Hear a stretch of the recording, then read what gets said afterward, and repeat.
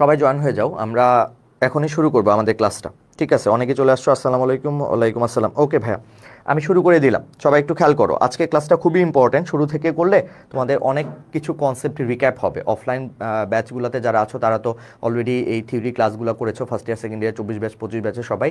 তো তোমাদের সবার দেখবা যে এই ব্যাপারগুলোকে আরেকটু ক্লিয়ার হবে, আরেকটু চোখের সামনে তোমরা ভিজুয়ালাইজ করতে পারবা, বুঝতে পারবা। ঠিক আছে, চলো আমরা শুরু করি। তো আমরা এই ক্লাসটা যখন শুরু করছিলাম, সরলরেখা লেকচার 1, সেখানে কিন্তু আমরা শুরু করছিলাম দ্বিমাত্রিক স্থানাঙ্ক ব্যবস্থা নিয়ে। এবং মোটামুটি এই ব্যাপারটা আমাদের আবার একবার লাগবে, তো একটু রিক্যাপ করে ফেলি। এক্স অক্ষ থেকে অন্য যে কোনো বিন্দু দূরত্ব একটু খেয়াল করে দেখো।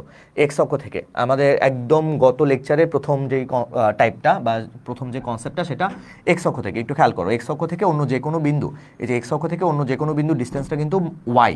এবং ওয়াই আমরা মডুলাস ওয়াই লিখি কেন? কারণ দূরত্ব নেগেটিভ হতে পারে না, তাই মডুলাস দিয়ে রাখি। মডুলাসের কারণে নেগেটিভ হোক, কোটির মান নেগেটিভ হোক বা ভুজের মান নেগেটিভ হোক, মডুলাসের কারণে সেটা পজিটিভ আসবে। আর ওয়াই অক্ষ থেকে ডিস্টেন্সটা কত? এই যে ওয়াই অক্ষ থেকে ডিস্টেন্স হচ্ছে মডুলাস অফ এক্স। ওকে, এইটুকু আমরা গত ক্লাসের পর আমি একটু রিক্যাপ করতেছি, একটু রিভিউ করতেছি যে দ্বিমাত্রিক কার্তেশীয় স্থানাঙ্ক ব্যবস্থা ক্ষেত্রে এই দুইটা কিন্তু খুব ইম্পর্টেন্ট একটা বেসিক। যে এক্স অক্ষ থেকে কোনো একটা কার্তেশীয় স্থানাঙ্ক ব্যবস্থার দূরত্বটা হবে মডুলাস অফ ওয়াই, মানে একটু উল্টা, এক্স অক্ষ থেকে ওয়াই, ওয়াই অক্ষ থেকে হচ্ছে এক্স। তো এইটুকু আমরা পড়ে ফেলছিলাম, আমরা ওই রিলেটেড বিভিন্ন এমসিকিউ সমাধান করছি। আচ্ছা, আমরা সামনের দিকে যাচ্ছি। কার্তেশীয় স্থানাঙ্কের দূরত্বের সূত্র, আমরা কিন্তু দূরত্বের সূত্র পড়ে আসছিলাম। √ ভুজদ্বয়ের অন্তরের বর্গ যোগ কোটিদ্বয় অন্তরের বর্গ, এগুলো আমরা জানি। এগুলো আমরা এই রিলেটেড ম্যাথ করছি। মোটামুটি কনসেপ্ট যতটা পারা যায় অপশন টেস্ট করে কিছু ম্যাথ করছি। জ্যামিতিক আকৃতির মধ্যে, ত্রিভুজের মধ্যে আমরা 4 ধরনের স্ট্রাকচার, যে সমবাহু, সমদ্বিবাহু, সমকোণী, বিষমবাহু, এগুলো আমরা আলোচনা করেছি। এই রিলেটেড টুকটাক ম্যাথ করছি। চতুর্ভুজের আকৃতির মধ্যে বর্গ, আয়তক্ষেত্র, সামন্তরিক, রম্বস, এই ধরনের স্ট্রাকচার নিয়ে কথাবার্তা বলছি। এর মানে তোমার রেডিয়াস মানে আর বা ব্যাসার্ধ ভেক্টর যেটা, এটা কিন্তু খুব কঠিন কিছু না। ব্যাসার্ধ ভেক্টরটা কিন্তু মোটামুটি ইজি। আচ্ছা, ব্যাসার্ধ ভেক্টর কিন্তু মোটামুটি ইজি। ব্যাসার্ধ ভেক্টরটা আমরা আর √x² + y², যে চতুর্ভাগেই থাকুক না কেন, এই একটাই ফর্মুলা। আর এর থিটার ভ্যালু কিন্তু চেঞ্জ হয়। ভাই আমরা এখানে খুব ডিটেলস দেখছি। তোমরা যারা মোটামুটি জটিল সংখ্যা পড়ে আসছো তাদের জানার কথা, উপরের যে কনসেপ্টটা এটা কিন্তু জটিল সংখ্যা থেকে নেওয়া। আর এটা হচ্ছে মানে দুইটাই তোমার আসলে স্থানাঙ্ক জ্যামিতি থেকেই নেওয়া। একটা হচ্ছে ঘড়ি কাটা বিপরীত দিকে চিন্তা করলে, আর একটা হচ্ছে ঘড়ি কাটার দিকে চিন্তা করলে। ওইভাবে চিন্তা করলে আমাদের কিন্তু তৃতীয় আর চতুর্ভাগে, তৃতীয় এবং চতুর্থ চতুর্ভাগের সূত্রগুলো কিন্তু একটু চেঞ্জ হয়ে যায়। আচ্ছা, এগুলো আমরা গত ক্লাসে আমরা পড়ে আসছি। এমসিকিউর জন্য দেখছি, ক্যালকুলেটর ট্রিক্স দেখছি। তোমরা রেকর্ডেড ক্লাসটা করে ফেললে, যারা করো নাই তারা সেই ব্যাপারগুলো দেখে ফেলতে পারবা। আমরা এই ম্যাথগুলো সমাধান করে আসছি। সমীকরণের পরিবর্তন, যেগুলো পোলার স্থানাঙ্কে যেই দূরত্বের ডিরেক্ট ফর্মুলা আছে, সেটাও আমরা দেখে ফেলছি। আমরা এই দূরত্বের এই এমসিকিউটা সমাধান করছি। অন্তর্বিভক্তের কনসেপ্ট আমরা দেখছি, বহির্বিভক্তের কনসেপ্ট আমরা দেখছি। মোটামুটি 25, 26 এই ম্যাথগুলো আমরা করে ফেলছি। বিভক্তকারী অনুপাত, আমরা জানি যে বিন্দু দ্বারা বিভক্ত হতে পারে, আমরা জানি যে অক্ষ দ্বারা বিভক্ত হতে পারে, আমরা জানি রেখা দ্বারা বিভক্ত হতে পারে। আমাদের লাস্ট টপিক ছিল রেখা দ্বারা বিভক্ত, তো সেইটাও আমরা লাস্ট ক্লাসে কিন্তু করে ফেলছিলাম। এখানে আমরা কিছু শর্টকাট ট্রিক্স, শর্টকাট টেকটিকও আমরা দেখছিলাম। মোটামুটি এইটুকু পর্যন্ত আমাদের গত ক্লাসের পড়া ছিল। আমরা এতক্ষণ ধরে গত ক্লাসের যে 29টা ম্যাথ করছিলাম, সেই 29টা ম্যাথ এবং তাদের যে কনসেপ্টগুলো, সেগুলো একটু রিক্যাপ করলাম, একটু রিভিউ করলাম। আমরা চলে যাচ্ছি আমাদের আজকের ক্লাসে বা আজকের ম্যাথে। তো আজকে আমরা টপিকটা স্টার্ট করি, একটু শেষ থেকে শুরু করি। খেয়াল করে দেখো, আমাদের এখানে একটা টপিক আছে, যেই টপিকটা আমরা বলি হচ্ছে গিয়ে এইখান থেকে আমরা স্টার্ট করি। আচ্ছা, এইখান থেকে স্টার্ট করি। একটু দেখো, সবাই একটু খেয়াল করো।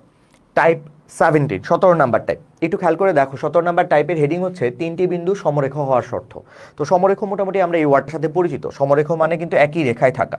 তোমরা অলরেডি জানো এই সমরেখ, এই কথাটার মানে হচ্ছে একই রেখায় থাকা, সমান রেখা বা একই রেখায় থাকা।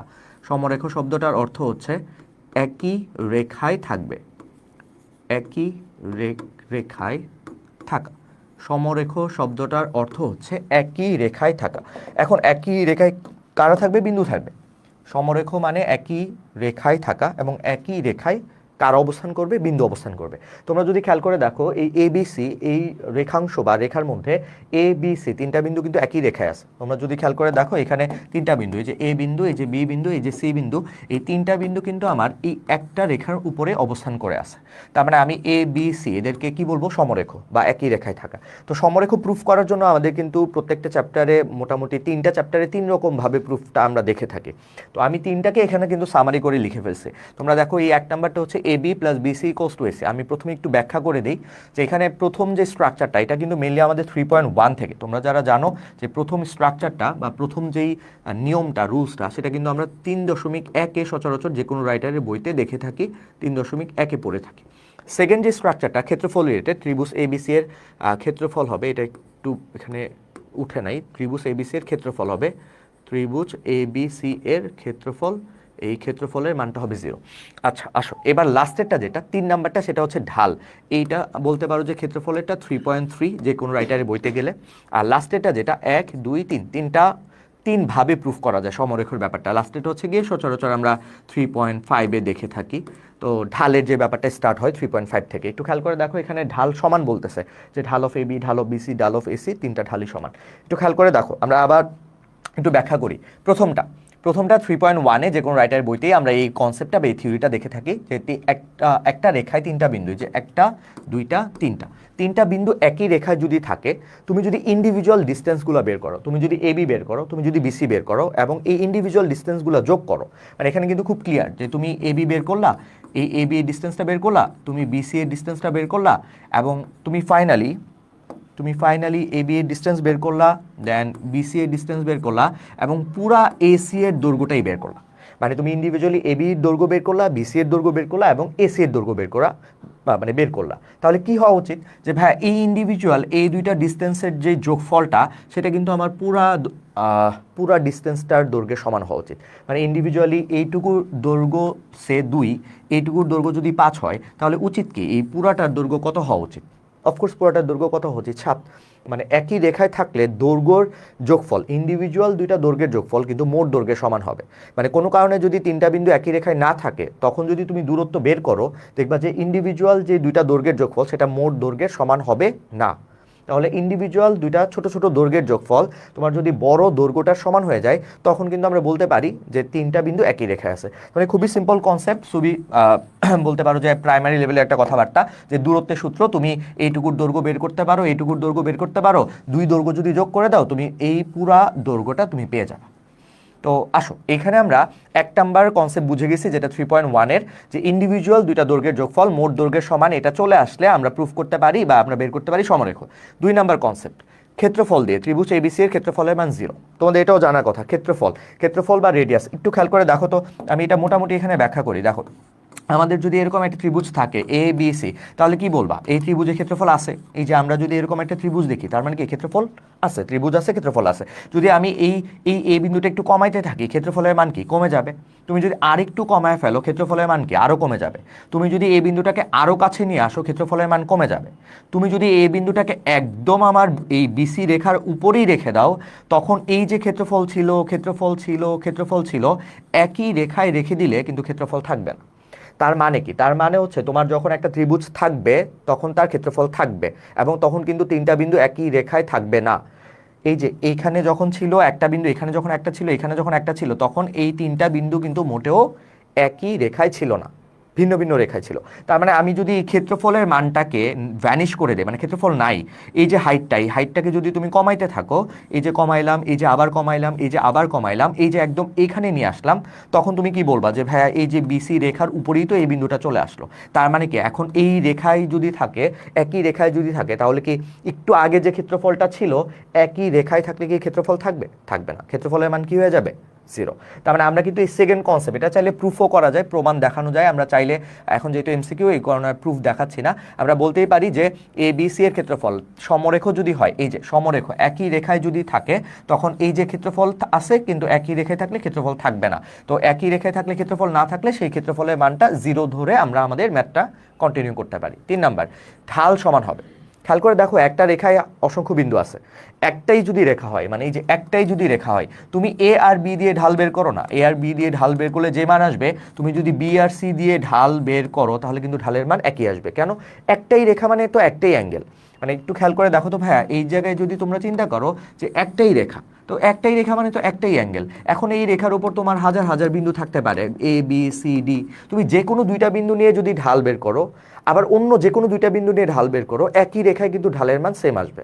মানে তুমি এ আর ডি দিয়ে যে ঢালের মান পাবা সে 2, তুমি বি আর সি দিয়েও কিন্তু ঢালের মান পাবা 2। মানে একটা রেখায়, সরল রেখায় ঢালের মান একটাই হয় বা একটাই বের করা যায় বা একটাই থাকে, কিন্তু বক্ররেখায় ঢালের মান কিন্তু প্রতি বিন্দুর জন্য ভিন্ন ভিন্ন। আমরা কিন্তু ডিফারেন্সিয়েশন করতে গিয়ে তখন বক্ররেখার ঢাল বের করি। আপাতত একটাই রেখা, একটা সরলরেখা যদি থাকে কোনো কারণে, তখন একটা রেখার ঢালের মান একটাই হবে। তো আমরা বলতেই পারি যে সমরেখ প্রুফ করার জন্য আমি এ বি দিয়ে ঢাল বের করব, বিসি দিয়ে ঢাল বের করব, এসি দিয়ে ঢাল বের করব। ঢাল বের করলেই সেই ঢালগুলো অবশ্যই কি হবে, সেম হবে, সমান হবে। আমাদের একটাই রেখা, একই রেখায় সমরেখ মানে কি একই রেখায় থাকা, আর একই রেখায় যদি থাকে, একটাই যদি রেখা হয়, তাহলে অবশ্যই ঢাল সমান হবে। তার মানে আমরা বলতেই পারি যে এ বি দিয়ে ঢাল বের করো, বিসি দিয়ে ঢাল বের করো, আবার এসি দিয়ে ঢাল বের করো, অবশ্যই প্রতিটা ঢালের মান সমান হবে। ওকে, তার মানে আমরা এটা মোটামুটি বুঝে গেছি। আমি আবার একটু রিভিউ করি। আমাদের সমরেখর জন্য আমাদের বিভিন্ন চ্যাপ্টারে বিভিন্ন রকম কনসেপ্ট আছে। 3.1-এর কনসেপ্ট হচ্ছে দৈর্ঘ্য দিয়ে, 3.3-তে হচ্ছে ক্ষেত্রফল দিয়ে, 3.5-এ হচ্ছে ঢাল দিয়ে। এবার আসো আমরা ম্যাথ করে ফেলি, এবং তোমরা যেটা দিয়ে করো কোনো সমস্যা নেই, যেই ফর্মুলা ইউজ করো সমস্যা নেই। তবে আমার মনে হয় ক্ষেত্রফল দিয়ে করলে বা ঢাল দিয়ে করলে ইজি হবে। তো আসো আমাদের প্রথম ম্যাথ, আমরা প্রথম ম্যাথ বের করে ফেলি। আর ঢাল মানে তো জানি, আই গেস সবাই জানি, আমি তাও আবার একটু লিখে দিচ্ছি। ঢাল, আমরা সচরাচর ঢালের কনসেপ্টটা এখনো আসি না কেন, কারণ এটা তো 3.5 থেকে শুরু হয়। তো এমনিতে আমরা কিন্তু ঢাল মানে জানি, অলরেডি ঢাল মানে জানি। ঢাল মানে হচ্ছে কোটিদ্বয়ের অন্তর ডিভাইডেড বাই ভুজদ্বয়ের অন্তর, say y1 minus y2 divided by x1 minus x2। 9-10-এ ছিল, ইন্টারেও ছিল, তোমরা আই গেস সবাই জানো ঢাল মানে কোটিদ্বয়ের অন্তর ডিভাইডেড বাই ভুজদ্বয়ের অন্তর। আসো আমরা এটা সমাধান করি, খেয়াল করো। এটা সমাধান করতে গেলে তোমার কাছে 1, 2, 3টা বিন্দু আছে। তোমাকে বলছে 3টা বিন্দু যদি সমরেখ, এই যে এই ওয়ার্ডটাই কিন্তু তোমার দরকার, মানে কি চাইছে সেটা কিন্তু সরলরেখা বা অন্যান্য জ্যামিতির ক্ষেত্রে ওই কিওয়ার্ডগুলো বের করতে হয়, যে কি চাইলো সেইখান থেকে তোমার সূত্র অ্যাপ্লাই করে অ্যান্সার বের করে নিয়ে আসতে হয়। তো আমার এখানে 1টা 2টা 3টা বিন্দু সমরেখা হলে এর মান বের করতে হবে। তো আমি ঢাল বের করি। তুমি যদি এটাকে চিন্তা করো এ, এটাকে যদি চিন্তা করো বি, এটাকে যদি চিন্তা করো সি। আমি একটু ডিটেলসে লিখতেছি, তোমরা এমসিকিউ করার ক্ষেত্রে তো ওই কোশ্চেনের সাইডে অত জায়গাও থাকে না, সো এত ডিটেলস লিখারও কিছু নাই, তোমরা খুব শর্টকাটে করে দেবা।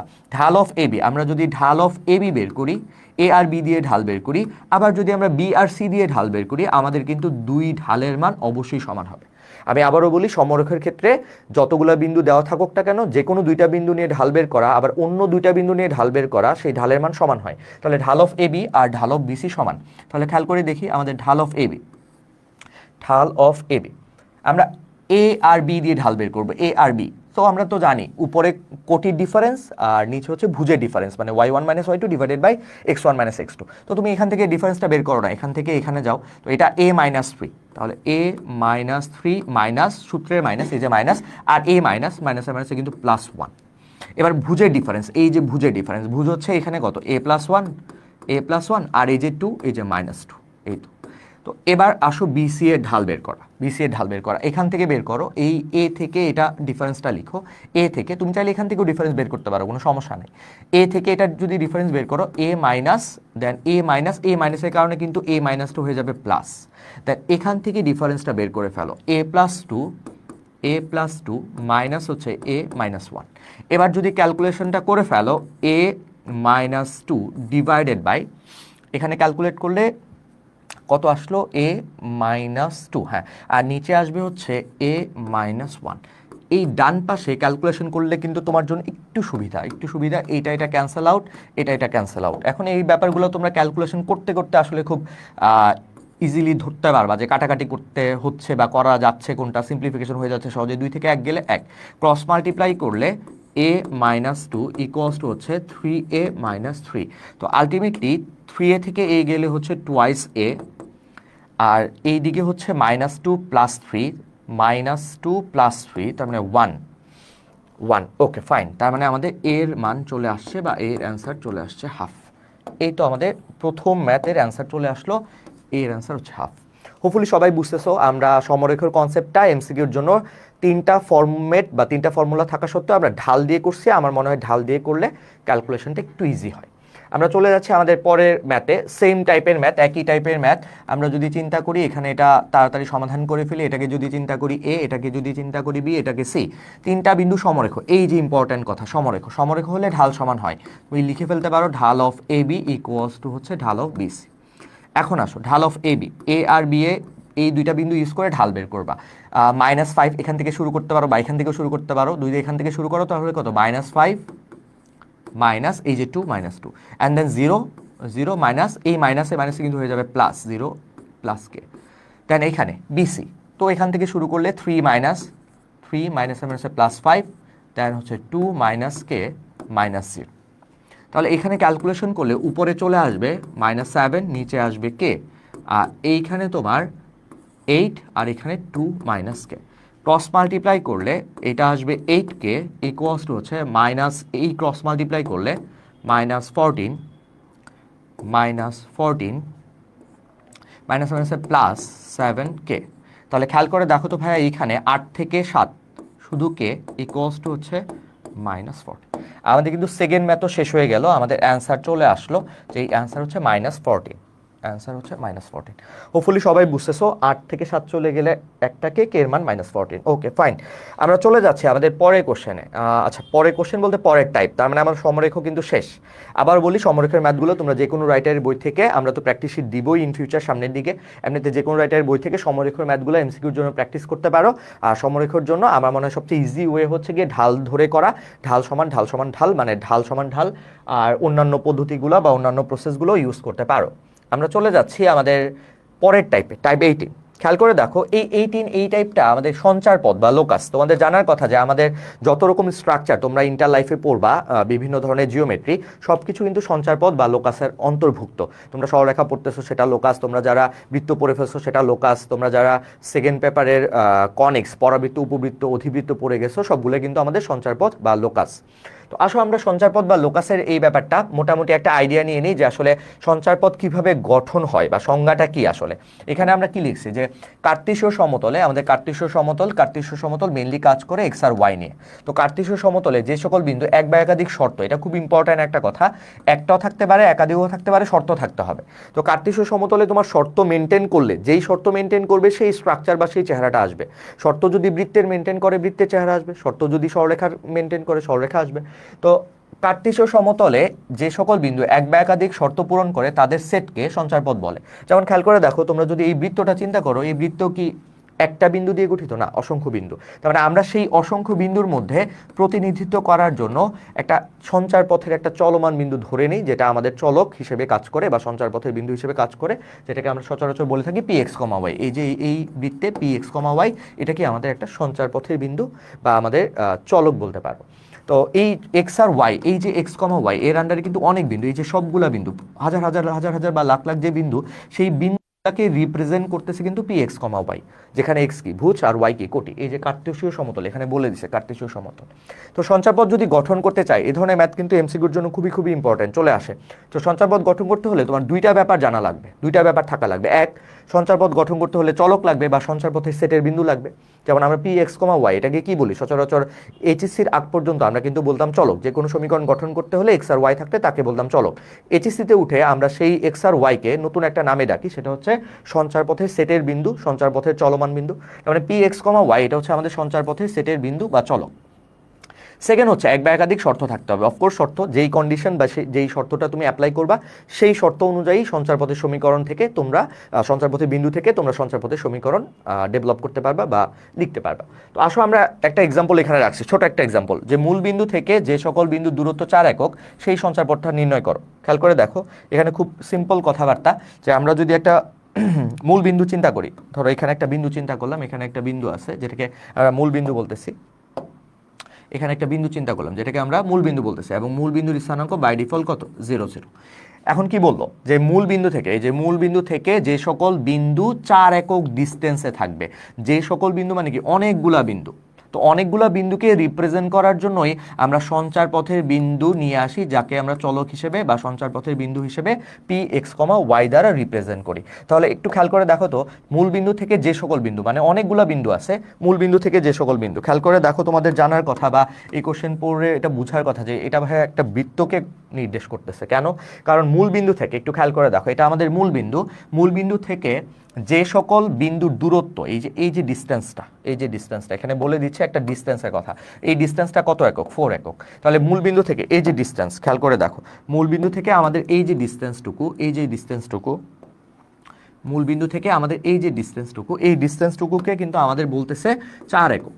মূল বিন্দু থেকে আমাদের একটা কমন বা একটা ফিক্সড একটা দূরত্ব বা ডিস্টেন্স বলতেছে 4 একক, সেই সঞ্চারপথের সমীকরণ নির্ণয় করতে হবে। তাহলে খেয়াল করে দেখো তো, এটা কি হচ্ছে, আমি যদি বৃত্তটা আগে না আঁকতাম, কি যে ভাই এই আপনার মূল বিন্দুটা বসে আছে 0,0, সেখান থেকে 4 একক দূরত্বে আছে সঞ্চার পথের বিন্দুটা, তাহলে সেই সঞ্চার পথের বিন্দু তো এই 4 একক দূরত্বকে রেখে ঘুরতে থাকবে। মানে আমি যদি এটাকে কেন্দ্র চিন্তা করি তাহলে এইভাবে চারদিকে ঘুরতে থাকবে। তো চারদিকে ঘুরতে থাকলে যে চেহারাটা হবে সেটা অবশ্যই বৃত্ত।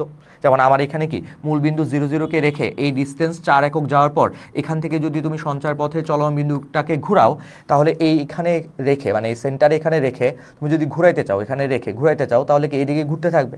তাহলে ঘুরে যে স্ট্রাকচারটা তৈরি করবে সেই স্ট্রাকচারটা কিন্তু তোমাকে বৃত্ত দিবে। ঘুরে যে স্ট্রাকচারটা তৈরি করবে সেই স্ট্রাকচারটা আমাদেরকে কি দিবে, বৃত্ত। তো আসো আমরা এখন মোটামুটি বুঝে গেছি যে মূল বিন্দু মানে 0,0 বিন্দু, মূল বিন্দু হচ্ছে 0,0। তো 0,0 থেকে যে সকল বিন্দুর ডিস্টেন্স বা দূরত্ব হচ্ছে 4 একক, তাদের সঞ্চারপথের সমীকরণ নির্ণয় করতে হবে। তাহলে খেয়াল করে দেখো, আমরা এখানে লিখে ফেলি আবার যে মূল বিন্দু থেকে আমাদের যে ডিস্টেন্সটা সেটা হচ্ছে 4 একক, এবং মূল বিন্দুর স্থানাঙ্কটা কত, আবার একটু মুছে আমি সুন্দর করে লিখি।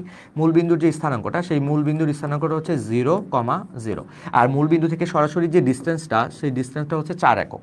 অ্যান্ড 4 একক দূরে কে বসে থাকবে, একটা সঞ্চার পথে চলমান বিন্দু বসে থাকবে, যেটা এই সঞ্চার পথের উপর, এই পরিধির উপর শত শত বিন্দু বা হাজার হাজার বিন্দুকে রিপ্রেজেন্ট করতেছে এই সঞ্চার পথের বিন্দু বা সেটের বিন্দু। তাহলে খেয়াল করে দেখো তো, আমাদের এই চেহারাটা একটা বৃত্ত। অ্যান্ড তুমি যদি এটা নাও বুঝতা কোনো কারণে বৃত্ত, তুমি সমীকরণ ডেভেলপ করতে, অ্যান্ড সমীকরণ ডেভেলপ করার পর বৃত্তের চেহারাগুলো যদি তোমরা জানো বা যারা জানো তারা তো বুঝেই যেটা যে এটা একটা সঞ্চারপথ এবং অ্যাট দ্য সেম টাইম এটা একটা বৃত্তের সমীকরণ। তাহলে খেয়াল করে দেখো, আমরা বলতেই পারি এখান থেকে এটা কি ও, এটা এখানে হচ্ছে পি। আমাদের কিন্তু দুইটা জিনিস লাগে, এই যে দুইটা জিনিস লাগে, এক সঞ্চারপথের বিন্দু লাগে, সঞ্চারপথের সেটের বিন্দু, সেকেন্ড কিন্তু এই যে শর্ত লাগে। তোমরা কিন্তু দেখতেই পারতেছো যে এই চেহারার জন্য একটা কমন শর্ত হচ্ছে যে ওপি ডিস্টেন্সটা 4 একক। তো আমরা এখানে কিন্তু শর্ত লিখতে পারি যে আমরা প্রশ্ন মতে এই কথাটা কিন্তু লিখতেই পারি যে প্রশ্ন মতে আমাদের ওপি যে ডিস্টেন্সটুকু বা দূরত্বটুকু, সেই ডিস্টেন্স বা দূরত্বটুকু কিন্তু 4 একক। তাহলে খেয়াল করে দেখো তো ভাই, 4 একক ডিস্টেন্স, তাহলে আমরা দূরত্বের ফর্মুলা কিন্তু জানি, আমরা এই স্লাইডেই বা এই গত ক্লাসেই পড়ে আসছি যে √ ভুজদ্বয়ের অন্তরের বর্গ কোটিদ্বয়ের অন্তরের বর্গ, x-0 মানে x তার স্কোয়ার, y-0 মানে y তার স্কোয়ার ইকুয়ালস টু হচ্ছে 4 একক। খেয়াল করে দেখো তো ভাই, এটা বুঝতে পারছো কিনা, ইকুয়ালস টু হচ্ছে 4 একক। তাহলে এর ঠিক পরের লাইনে আমরা সিম্পলিফিকেশন করে x² plus y² equals to হচ্ছে, আমরা 4কে স্কোয়ার করে দিলে 16। এটাই কিন্তু আমাদের বৃত্তের সমীকরণ বা সঞ্চারপথের সমীকরণ চলে আসছে। যারা অলরেডি বৃত্তের ক্লাসগুলো জানো বা বৃত্তের ক্লাসগুলো করে ফেলছো, তাদের কিন্তু জানার কথা যে ভাইয়া এইটা একটা বৃত্তের সমীকরণ। যারা জানো না, আপাতত দরকার নেই যে আমরা মোটামুটি সবগুলা ক্লাস যখন করে ফেলবো তখন কিন্তু আমরা জানবো, চেহারা দেখেই বলতে পারবো যে এই সমীকরণগুলো কার। যেমন এই সমীকরণটা একটা বৃত্তের আদর্শ সমীকরণ, যেটা x² plus y² equal to r², যেখানে কেন্দ্র 0,0, বৃত্তের ব্যাসার্ধ হচ্ছে r। আর এই চিত্রে দেখি মনে হচ্ছে বৃত্তের ব্যাসার্ধ r ইকুয়ালস টু হচ্ছে 4। সো হোপফুলি সবাই মনে হয় বুঝতে পারছো, এই বৃত্তের ব্যাসার্ধ r লিখে রাখি, r ইকুয়ালস টু 4। ওকে, ডান। তার মানে আমি আবার একবার রিক্যাপ করি এই ব্যাপারটা, যে আমাদের সঞ্চারপথের সমীকরণ গঠন করতে হলে দুইটা ব্যাপার লাগে, এক সঞ্চারপথের সেটের চলমান বিন্দু, দুই শর্ত অ্যাপ্লাই করলে সঞ্চারপথের বিন্দুকে নিয়ে তুমি সমীকরণ ডেভেলপ করে ফেলতে পারবা। এবং সেই সমীকরণগুলো আমাদের এইচএসসি লেভেলে সরলরেখা, বৃত্ত, পরাবৃত্ত, উপবৃত্ত, অধিবৃত্ত এই চেহারাগুলোর মধ্যেই থাকবে। আমরা চলে যাচ্ছি আমাদের কোশ্চেন নাম্বার 50। দেখো, কোনো সেট, যখনই তুমি এই ওয়ার্ডটা পড়ছো কোনো সেট, তখনই তোমাদের মাথায় কিন্তু চলে আসছে যে ভাই আমরা তো সেটের বিন্দু বলে px, y কে চিনি, যে কোনো সেটের একটি বিন্দু এমন যে মূল বিন্দু থেকে, খেয়াল করে দেখো কোন বিন্দু থেকে, এখানে ইম্পর্টেন্ট একটা কিওয়ার্ড, মূল বিন্দু থেকে, মূল বিন্দু থেকে দূরত্বটা y অক্ষরেখা থেকে তার দূরত্বের দ্বিগুণ। তো একটা দূরত্ব কিন্তু এখানে কিন্তু দুইটা দূরত্বের কথা বলছে, তোমরা যদি কোশ্চেনটা খুব সাবধানে পড়ো। আবার মূল বিন্দু থেকে একটা দূরত্ব, y অক্ষরেখা থেকে কিন্তু আরেকটা দূরত্ব। তার মানে এখানে কিন্তু এই জায়গাটায় আরেকটা দূরত্বের কথা বলছে। আমাদের মূল বিন্দু থেকে একটা দূরত্ব, y অক্ষরেখা থেকে একটা দূরত্ব। একটু খেয়াল করে দেখো, মূল বিন্দু থেকে বিন্দুটির দূরত্ব, বিন্দু মানে কোন বিন্দু, এই যে px, y, বিন্দু মানে কিন্তু আমাদের px, y, এই বিন্দুটার কথাই তারা বলতেছে। খেয়াল করে দেখো, কোনো সেটের বিন্দু মানে px, y, কোনো সেটের একটি বিন্দু এমন যে মূল বিন্দু থেকে বিন্দুটির দূরত্ব, তার মানে আমরা মোটামুটি যদি চিত্র আঁকতে চাই, এখানে খেয়াল করে দেখো, আমরা মোটামুটি চিত্র আঁকতে গেলে এটা হচ্ছে আমাদের x অক্ষ, এটা আমাদের x অক্ষ, এটা হচ্ছে আমাদের y অক্ষ, এটা হচ্ছে আমাদের y অক্ষ, এটা হচ্ছে আমাদের y অক্ষ। খেয়াল করে দেখো, এটা x অক্ষ, এটা হচ্ছে ওয়াই অক্ষ, এটা হচ্ছে মূল বিন্দু। এইখানে আমাদের সেটের বিন্দু দাঁড়ায় আছে পি এক্স কমা ওয়াই। খেয়াল করি আমরা শুরু থেকে, কোনো সেটের একটি বিন্দু, যে বিন্দুটা পি এক্স কমা ওয়াই, কোনো সেটের একটি বিন্দু এমন যে মূল বিন্দু থেকে বিন্দুটির দূরত্ব, মূল বিন্দু মানে 0 0, এই যে মূল বিন্দু মানে আমাদের 0 0 বিন্দু। খেয়াল করে দেখো মূল বিন্দুর স্থানাঙ্ক হচ্ছে 0,0। তাহলে এই ডিস্টেন্সটুকুর কথা বলতেছে, এই যে মূল বিন্দু থেকে। আবার দেখো মূল বিন্দু থেকে বিন্দুটির দূরত্ব, মূল বিন্দু থেকে বিন্দুটির দূরত্ব, এই যে খেয়াল করে দেখো এটা আমাদের মূল বিন্দু, এটা আমাদের মূল বিন্দু, আর এটা হচ্ছে আমাদের ওই বিন্দু, কোনটা সেটের বিন্দু। তাহলে মূল বিন্দু থেকে সেটের বিন্দু, মূল বিন্দু থেকে সেটের বিন্দুর যে ডিস্টেন্স আছে সেটাকে খুব ক্লিয়ারলি দেখতেছে ওপি। আবার একবার বলি, মূল বিন্দুর স্থানাঙ্ক 0 0 আর সেটের বিন্দু হচ্ছে পি এক্স কমা ওয়াই। তাহলে মূল বিন্দু থেকে সেটের বিন্দুর যে ডিস্টেন্সটা বা দূরত্বটা সেটা খুব ক্লিয়ারলি কি ওপি। এবার তার মানে কি তুমি বুঝে গেছো যে ভাইয়া ওপি এই ডিস্টেন্সটুকু আমরা কিন্তু চাইলেই বের করে ফেলতে পারি। এখানে যদি আমরা ওপি বের করি, ওপি বের করতে চাইলে ওপি √, ভুজদ্বয়ের অন্তরের বর্গ, কোটিদ্বয়ের অন্তরের বর্গ, x মাইনাস 0 মানে x, so x square plus Y minus 0 মানে ওয়াই, সো ওয়াই স্কোয়ার। তো একটা ডিস্টেন্স কিন্তু আমাদের চলে আসলো ওপি। এবার সেকেন্ড কথা, ওয়াই অক্ষরেখা থেকে তার দূরত্ব। তার বলতে আসলে কে? এই যে তার, এই ওয়ার্ডটা মানে কিন্তু আমাদের যে সেটের বিন্দু, এখানে কিন্তু পি এক্স কমা ওয়াই এটাই হচ্ছে তার। একটু খেয়াল করো, কোনো সেটের একটা বিন্দু এমন যে মূল বিন্দু থেকে বিন্দুও হচ্ছে পি এক্স কমা ওয়াই, তার বলতেও বুঝাইতেছে পি এক্স কমা ওয়াই। তাহলে খেয়াল করে দেখো তো আমাকে এখানে কোন রেখা বলছে? ওয়াই অক্ষরেখা। তো ওয়াই অক্ষরেখা থেকে তার দূরত্বের দ্বিগুণ। ওয়াই অক্ষরেখা থেকে পি এক্স কমা ওয়াই যে ডিস্টেন্সটুকু, একটু খেয়াল করে দেখো, এটা আমাদের ওয়াই অক্ষ। আমি এখানে আবার একটু লিখি, এটা হচ্ছে আমাদের ওয়াই অক্ষ, এটা আমাদের ওয়াই অক্ষ। এই ওয়াই অক্ষ থেকে এই যে তার দূরত্ব, একটু খেয়াল করে দেখো, ওয়াই অক্ষ থেকে তার দূরত্ব, এই যে ওয়াই অক্ষ থেকে তার দূরত্ব, এই যে ওয়াই অক্ষ, এটা ওয়াই অক্ষ থেকে এই যে তার বলতে পি এক্স কমা ওয়াই। তাহলে ওয়াই অক্ষ থেকে পি এক্স কমা ওয়াই এর দূরত্ব কত? আমরা কিন্তু এটা আমাদের গত লেকচারে একদম প্রথম টাইপ 1-এ ছিল যে এক্স অক্ষ থেকে কোনো বিন্দুর দূরত্ব হয় হচ্ছে ওয়াই, আর ওয়াই অক্ষ থেকে কোনো বিন্দুর দূরত্ব হয় হচ্ছে এক্স। তার মানে এটা কিন্তু আর এইখানে নতুন করে আর না বলি বা নতুন করে আর দেখানোর কিছু নাই যে ওয়াই অক্ষ থেকে এই বিন্দুটা কত দূরত্বে আছে?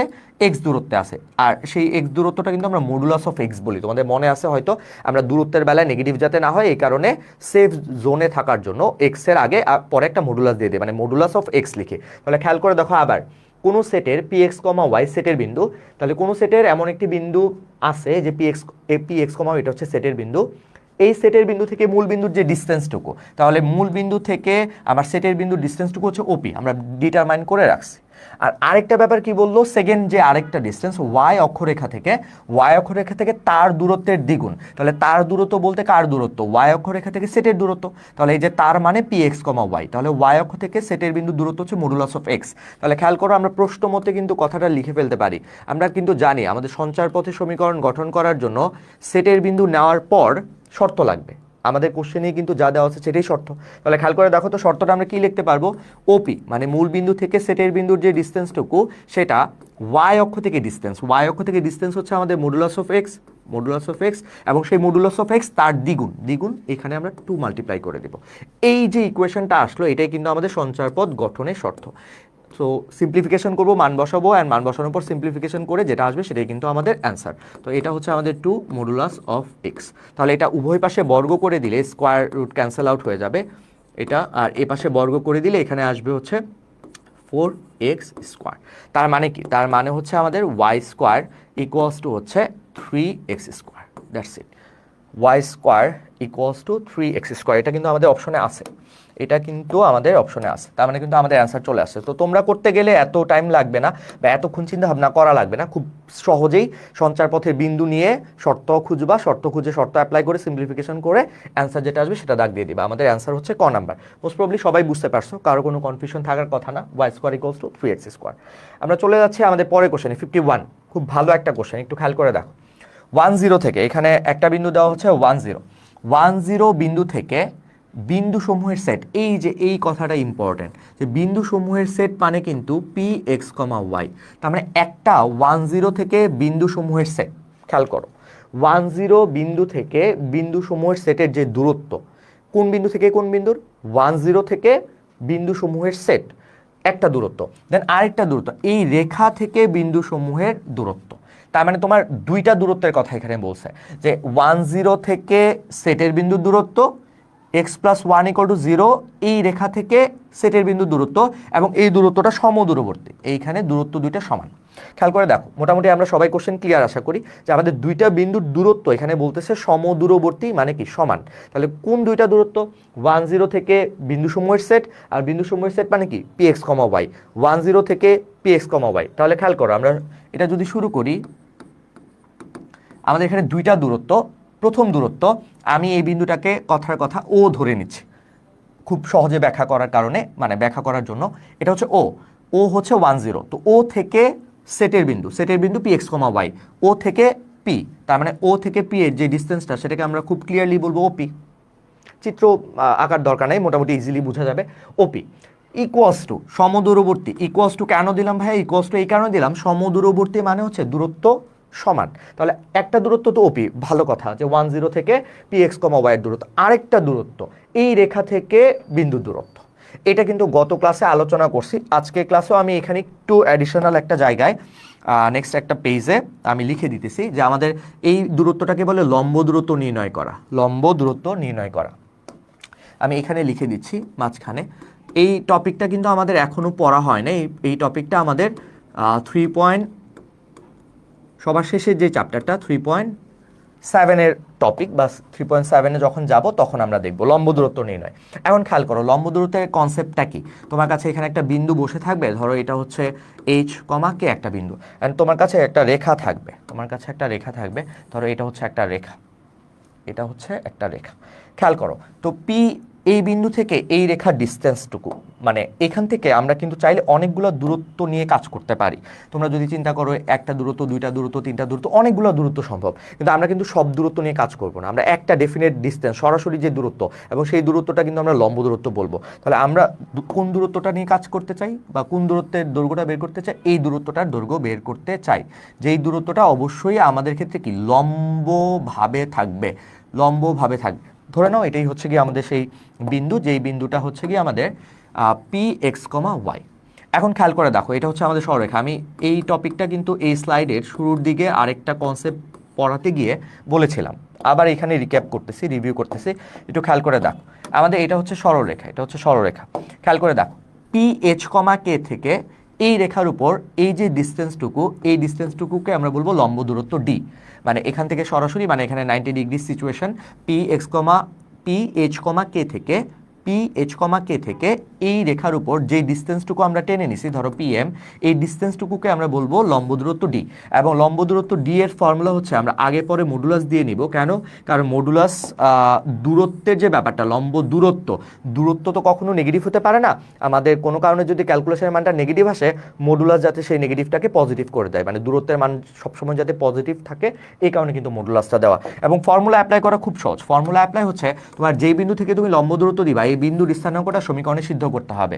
যে বিন্দু থেকে লম্ব দূরত্ব দিব, সেই বিন্দুর স্থানাঙ্কটা সমীকরণে সিদ্ধ করব। এইচ হচ্ছে এক্স এর জায়গায় বসবে, কে হচ্ছে ওয়াই এর জায়গায় বসবে, মানে ভুজের জায়গায় ভুজের মান, কোটির জায়গায় কোটির মান। এক্স এর জায়গায় বসবে এইচ, ওয়াই এর জায়গায় বসবে কে। তাহলে আমরা ক্যালকুলেশন করে ফেলি। একটু খেয়াল করে দেখো, আবার আমি বলে ফেলি, এই যেই বিন্দু থেকে লম্ব দূরত্বটা আমি টানবো, সেই বিন্দুর স্থানাঙ্কটা সমীকরণে সাবস্টিটিউট করতে হবে বা বসাইতে হবে। এবং বসানোর ক্ষেত্রে এক্স এর জায়গায় এক্স এর মান বা ভুজের মান, ওয়াই এর জায়গায় ওয়াই এর মান। তাহলে এ এক্স এর জায়গায় বসবে এইচ প্লাস বি, ওয়াই এর জায়গায় বসবে কে প্লাস হচ্ছে C, divided by root over নিচে এই জায়গাটায় এক্স এর সহগ, এই এক্স এর সহগের স্কোয়ার, এই ওয়াই এর সহগ তার স্কোয়ার, এবং যোগফলের বর্গমূল। তাহলে খেয়াল করে দেখো, এই ফর্মুলাটা কিন্তু যারা অলরেডি চ্যাপ্টার 3.7 করে ফেলছো, তাদের কিন্তু জানার কথা, বা তারা জানো যে এটা হচ্ছে আমাদের সিম্পল লম্ব দূরত্বের সূত্র। তো লম্ব দূরত্ব কি? কোনো একটা বিন্দু থেকে কোনো একটা রেখার কতটুকু দূরত্ব, সরাসরি যে ডিস্টেন্সটুকু, সেই লম্ব দূরত্ব বা দৈর্ঘ্যটা কিভাবে নির্ণয় করতে হয়।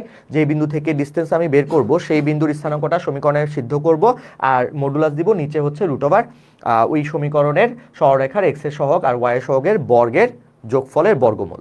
তাহলে চলে আসো, এখানে আমরা এই ম্যাটটাতে ছিলাম।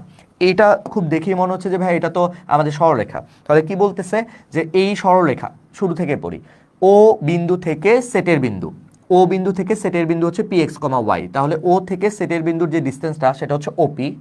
আর এই রেখা থেকে সেটের বিন্দুর যে ডিস্টেন্সটা, তার মানে সেটের বিন্দু, একটু উল্টাভাবে চিন্তা করো তো, আমরা উল্টাভাবে চিন্তা করি। এখানে পি এক্স কমা ওয়াই হচ্ছে আমাদের বিন্দু। এই যে একটু পরে পরের স্লাইডে আমরা যেটা দেখে আসছি এইচ কমা কে, এবার সেই এইচ কমা কে এটা কি আমার পি এক্স কমা ওয়াই। এবার এই রেখাটা এখানে খেয়াল করো, এই রেখাটা এটা হচ্ছে আমাদের রেখা, এটা হচ্ছে আমাদের রেখা। তাহলে খেয়াল করে দেখো এই রেখা, এখন আমরা সরাসরি যে ডিস্টেন্স এখান থেকে এই সরাসরি ডিস্টেন্স, এই ডিস্টেন্সটুকুই আমরা চাচ্ছি, এটা x plus one equals to zero. তাহলে খেয়াল করে দেখো তো, একদম মাত্র যে কনসেপ্টটা পড়ে আসলাম যে একটা ডিফারেন্ট একটা বিন্দু থেকে একটা যে কোনো রেখার উপর লম্ব দূরত্ব কীভাবে বের করে, ওই বিন্দুর স্থানাঙ্কটা সমীকরণে সিদ্ধ করতে হবে উপরে, আর নিচে হচ্ছে সরলরেখার সহগের বর্গের যোগফলে বর্গমূল। তাহলে খেয়াল করে বলো এখানে তাহলে কি হওয়া উচিত, একটা ডিস্টেন্স তো ওপি বের করবো, এই যে এই বিন্দু থেকে বিন্দু, আর এটা হচ্ছে রেখা থেকে বিন্দু বা বিন্দু থেকে রেখা, এই যে বলতে পারো এই যে বিন্দু থেকে রেখার ডিস্টেন্স। তাহলে এই ডিস্টেন্সটুকু কীভাবে বের করবো, প্রথম কথা মডুলাস সাইন দিব, মডুলাস সাইন দিব, এখানে একটা মডুলাস সাইন হবে। মডুলাস সাইন দেওয়ার পর এই যে মডুলাস, খেয়াল করে দেখো তো মডুলাস সাইন দেওয়ার পর খেয়াল করো আমরা মাত্র দেখে আসছি যে কিভাবে যেন ডিস্টেন্সটা দিতে হয়, যে এই যেই বিন্দু থেকে ডিস্টেন্সটা বের করবো সেই বিন্দুর স্থানাঙ্কটা এখানে বসাবো। তাহলে এক্স এর জায়গায় এক্স এর মান, ওয়াই এর জায়গায় ওয়াই এর মান, ওয়াই এর মান বসানোর তো জায়গা নাই, সমস্যা নেই, এক্স এর জায়গায় এক্স এর মান বসাইলেই তো হয়ে যাচ্ছে, এক্স এর জায়গায় এক্স এর মান। তাহলে এটা কত আসবে, x plus one divided by নিচে রুট ওভার এক্স এর সহগ। এখানে খেয়াল করে দেখো এক্স আছে এবং তার সহগটা ওয়ান, তার মানে ওয়ান স্কোয়ার, আর ওয়াই কিন্তু নাই। খেয়াল করে যদি দেখো ওয়াই যুক্ত টার্ম নাই, নাই মানে কি, নাই মানে হচ্ছে বুঝতেই পারতেছো যে ওয়াই নাই, তার মানে হচ্ছে ওয়াই এর সহগ শূন্য, কিন্তু ওয়াই নাই মানে এই যে প্লাস যদি দাও প্লাস জিরো ইন্টু ওয়াই, তার মানে ওয়াই নাই কেন, কারণ ওয়াই সহগটা জিরো দিয়ে মাল্টিপ্লাই করা, তার মানে তুমি বুঝতেই পারতেছো এক্স এর সহগ ওয়ান কিন্তু ওয়াই সহগ নাই মানে জিরো, তাহলে ওয়াই সহগটা কিন্তু আমরা লিখবো জিরো, মানে এখানে জিরো স্কোয়ার। খেয়াল করে দেখো আমি আবার বলি, একটু লেন্দি ক্যালকুলেশনের ম্যাথ, মানে খুব বেশি কনসেপচুয়াল না, একটু লেন্দি ক্যালকুলেশন, তোমরা এমসিকিউর জন্য খুবই ইম্পর্টেন্ট। এই ম্যাথটা মোস্ট প্রবলি বুয়েটে একবার আসছিল এমসিকিউতে। তো খেয়াল করে দেখো একটা বিন্দু 1,0 থেকে সেটের বিন্দুর ডিস্টেন্স সেটা হচ্ছে ওপি, তাহলে ওপিটা আমরা লিখে ফেলি, সেকেন্ড লাইন ওপি রুট ওভার এই বিন্দু থেকে এই বিন্দু, আমি এক্স থেকে 1 এর distance x minus 1 whole square, Y থেকে 0 এর ডিস্টেন্স, আচ্ছা আবার একটু ঠিক করে লিখি, এক্স থেকে 1 এর ডিস্টেন্স তার মানে x minus 1 whole square, Y থেকে 0 distance Y square equals to modulus, এখানে উপরে হচ্ছে আমাদের এক্স প্লাস 1, নিচে হচ্ছে 1। আচ্ছা এখন আমাদের মোটামুটি সিম্পলিফিকেশন করলে অপশনের সাথে যেটা ম্যাচ করবে সেটাই হচ্ছে অ্যান্সার। এই পাশে যে কোনো একটা নর্মাল ডিস্টেন্স, যেটা একটা বিন্দু থেকে সঞ্চারপথের বিন্দু, এই পাশে কিন্তু নর্মাল ডিস্টেন্স না, এটা কিন্তু আমাদের লম্ব দূরত্ব, এটা কিন্তু আমাদের যে কোনো দূরত্ব না, এটা হচ্ছে আমাদের লম্ব দূরত্বের কনসেপ্ট। হোপফুলি মনে থাকবে সবার, এটা হচ্ছে লম্ব দূরত্বের কনসেপ্ট। এখন এটা ক্যালকুলেশন করে ফেললেই আমাদের অ্যান্সার চলে আসবে। এটা বর্গ করে দিচ্ছি, বর্গ করে দিলে x minus 1 whole square plus Y square, এটা বর্গ করে দিলে এটা হচ্ছে এক্স প্লাস 1 হোল স্কোয়ার। তাহলে এই পাশে লিখে দিলে Y square equals to x plus 1 whole square minus হচ্ছে এক্স মাইনাস 1 হোল স্কোয়ার। এটা কিন্তু আমরা সূত্র জানি, খেয়াল করে দেখো আমরা কিন্তু সূত্র জানি, এখানে একদমই সিম্পল একটা ফর্মুলা, সেটা হচ্ছে আমাদের 9-10 এর সূত্র। আমাদের অ্যান্সার কিন্তু চলে আসছে ওয়াই স্কোয়ার ইকুয়ালস টু, খেয়াল করে দেখো A plus B whole square minus A minus B whole square. আমাদের সূত্র কি, A plus B whole square minus A minus B whole square, তাহলে সূত্র 4ab, 4a হচ্ছে এক্স, বি হচ্ছে 1, তার মানে আমাদের ইকুয়েশন চলে আসছে ওয়াই স্কোয়ার ইকুয়ালস টু হচ্ছে 4 মাল্টিপ্লাই এক্স। হোপফুলি সবাই বুঝতেছো, কারো কোনো কনফিউশন থাকার কথা না। আমাদের আরও একটা ম্যাথ শেষ হয়ে গেল এবং আমাদের এই ম্যাথের কনসেপ্টটা কিন্তু একটু অন্য দিক থেকে নিয়ে আসতে হয়েছে, তাই হয়তো একটু লেন্দি হয়ে গেছে, তবে তোমরা সমাধান করতে গেলে এত লেন্দি চিন্তা ভাবনা তো আর করা লাগবে না। আমি আবার একবার বলে ফেলি, আমাদের একটা বিন্দু থেকে সঞ্চারপথের বিন্দু ডিস্টেন্স বলছে, সেই বিন্দুটা হচ্ছে 10, আমি তাকে ও ধরে নিছি। তো ও বিন্দু থেকে সেটের বিন্দু পি এর ডিস্টেন্স সেটা হচ্ছে ওপি, আর আরেকটা রেখা থেকে সঞ্চারপথের ডিস্টেন্স বা ওই বিন্দু থেকে ওই সঞ্চারপথের বিন্দু থেকে রেখার যে ডিস্টেন্সটা, সেই ডিস্টেন্সটা বা সেই দূরত্বটাকে আমরা লম্ব দূরত্ব বলবো। এই পাশে আমরা লম্ব দূরত্বের সূত্র দিছি, এখানে হচ্ছে দুই বিন্দুর দূরত্বের সূত্র দিছি। এটা সিম্পলিফিকেশন করছি, যেটা অ্যান্সার চলে আসছে সেটা হচ্ছে আমাদের অপশনে কতে ওয়াই স্কোয়ার ইকুয়ালস টু 4। ওকে ঠিক আছে, হোপফুলি সবাই বুঝতেছি, যারা শুরু থেকে ক্লাস করতেছো তাদের কোনো কনফিউশন থাকার কথা না। আমরা চলে যাচ্ছি আমাদের পরের কোশ্চেনে। পরের কোশ্চেন, নতুন কনসেপ্ট, পরামিতিক সমীকরণ। অনেকেই ডিফারেন্সিয়েশন করতে গিয়ে বা সরলরেখা 3.4 করতে গিয়ে এই ওয়ার্ডটার সাথে পরিচিত, পরামিতিক সমীকরণ। আসো পরামিতিক সমীকরণ ব্যাপারটা কি একটু আলোচনা করি। প্যারামেট্রিক ইকুয়েশন, ইংলিশ টার্ম হচ্ছে পরামিতিক সমীকরণ, তার ইংলিশ টার্ম হচ্ছে প্যারামেট্রিক ইকুয়েশন। এটা হচ্ছে আমাদের parametric equation, parametric equation, parametric equation. এবং এখান থেকে এমসিকিউ এবং বিভিন্ন ইঞ্জিনিয়ারিং ইউনিভার্সিটিতে কিন্তু রিটেনও কোশ্চেন আসে প্যারামেট্রিক ইকুয়েশন। তো প্যারামেট্রিক ইকুয়েশন আমাদের জন্য খুব কঠিন কিছু না, অ্যাকচুয়ালি নতুন একটা চলকের উদ্ভব হবে, এটাই হচ্ছে গিয়ে মেন কথা বা মেন কনসেপ্ট। তো আমরা এখানে মোটামুটি ডিটেলসে লেখার চেষ্টা করছি, একটু খেয়াল করে দেখো। ডেফিনেশন, সংজ্ঞাতে আমরা কি লিখছি, যে ডেফিনেশনে সঞ্চারপথের সেটের বিন্দু, আমাদের সচরাচর সঞ্চারপথের যেই বিন্দুটা সেই সেটের আয়তকার কার্তেশীয় স্থানাঙ্ক ব্যবস্থায় এক্স কমা ওয়াই চিন্তা করি। তো সঞ্চারপথের সেটের বিন্দু পি এক্স কমা ওয়াই এর পরিবর্তে তৃতীয় আরেকটা চলক, তার মানে তোমার এক্স আর ওয়াই, এক্স হচ্ছে একটা চলক, ওয়াই হচ্ছে আরেকটা চলক, এক্স আর ওয়াই এর পরিবর্তে তৃতীয় কোনো চলকের যদি এন্ট্রি হয়, যেমন আমরা এক্স আর ওয়াই এর পরিবর্তে তৃতীয় একটা চলক কিন্তু থিটা বা টি দ্বারা প্রকাশ করতে পারি, খেয়াল করো, আবার খেয়াল করো যে আমাদের সঞ্চারপথের সেটের কোনো একটা বিন্দুকে, সেটের বিন্দু বলতে এক্স কমা ওয়াই এই দুটাই বিন্দু সঞ্চারপথের সেটের বিন্দু আয়তকার কার্তেশীয় স্থানাঙ্ক ব্যবস্থার ক্ষেত্রে। তো সঞ্চারপথের যে সেটের বিন্দু পি এক্স কমা ওয়াই, একে যদি আমি তৃতীয় কোনো চলক, সেই তৃতীয় চলক সচরাচর আমরা থিটা অথবা টি দ্বারা প্রকাশ করি। থিটা হচ্ছে গিয়ে আমাদের ত্রিকোণমিতিক অপারেটর আর টি হচ্ছে আমাদের বীজগাণিতিক অপারেটর। তাহলে সচরাচর আমরা এক্স আর ওয়াইকে কি থিটা বা টি দ্বারা প্রকাশ করি। কথার কথা, আমরা যদি কখনো এরকম ইকুয়েশন লিখি এক্স ইকুয়ালস টু হচ্ছে 2 cos থিটা, তখন তুমি এটাকে কি বলবা, যে এক্স এর মানটাকে আমি থিটা দ্বারা লিখলাম। আবার ঠিক একইভাবে আমি যদি তোমাকে বলি এক্স ইকুয়ালস টু হচ্ছে 2t প্লাস হচ্ছে 1, তার মানে কি এক্সকে আমি টি দ্বারা প্রকাশ করলাম। তাহলে এই এক্সকে থিটা দ্বারা অথবা এক্সকে টি দ্বারা প্রকাশ করার যে এই ব্যাপারটা, এই থিটা বা টি নতুন একটা চলকের যে এন্ট্রি, নতুন একটা চলক যে চলে আসে, সেই ঘটনাটাকে কিন্তু বলে পরামিতিক সমীকরণ, এবং ওই যে বিন্দুটা থিটা বা টি তাকে বলে পরামিতিক বিন্দু। তাহলে চলো আবার একবার দেখি সংজ্ঞা। সঞ্চারপথের সেটের বিন্দু পি এক্স কমা ওয়াই এর পরিবর্তে তৃতীয় কোনো চলক, সেই চলকটা থিটা বা টি দ্বারা প্রকাশ করা হলে ওই সমীকরণকে আমরা বলি পরামিতিক সমীকরণ। অ্যান্ড পরামিতিক সমীকরণের যে থিটা বা টি দ্বারা প্রকাশ করার যে বিন্দুটা, এই বিন্দুকে কিন্তু আমরা বলি পরামিতিক বিন্দু। ডেফিনিশন অনুযায়ী এই বিন্দুটাকে আমরা বলবো পরামিতিক বিন্দু, এই বিন্দুটাকে আমরা বলবো পরামিতিক বিন্দু। সো হোপফুলি সবাই বুঝতে পারতেছি, ওকে।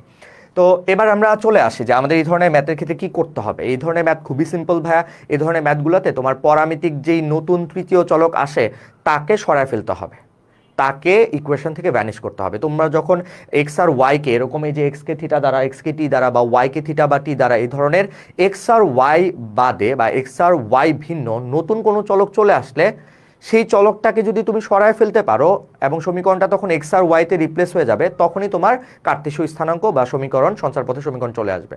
তাহলে আমাদের এই লাইনটা কিন্তু আমি লিখে রাখছি যে পরিবর্তনশীল পরামিতিক চলককে, সেই পরিবর্তনশীল পরামিতিক চলক কি সচরাচর থিটা বা টি। তো থিটা বা টিটা সরিয়ে তোমরা সঞ্চারপথের সমীকরণ কিন্তু পেয়ে যাবা। কেন? কারণ সঞ্চারপথের সমীকরণে থাকেই এক্স ওয়াই।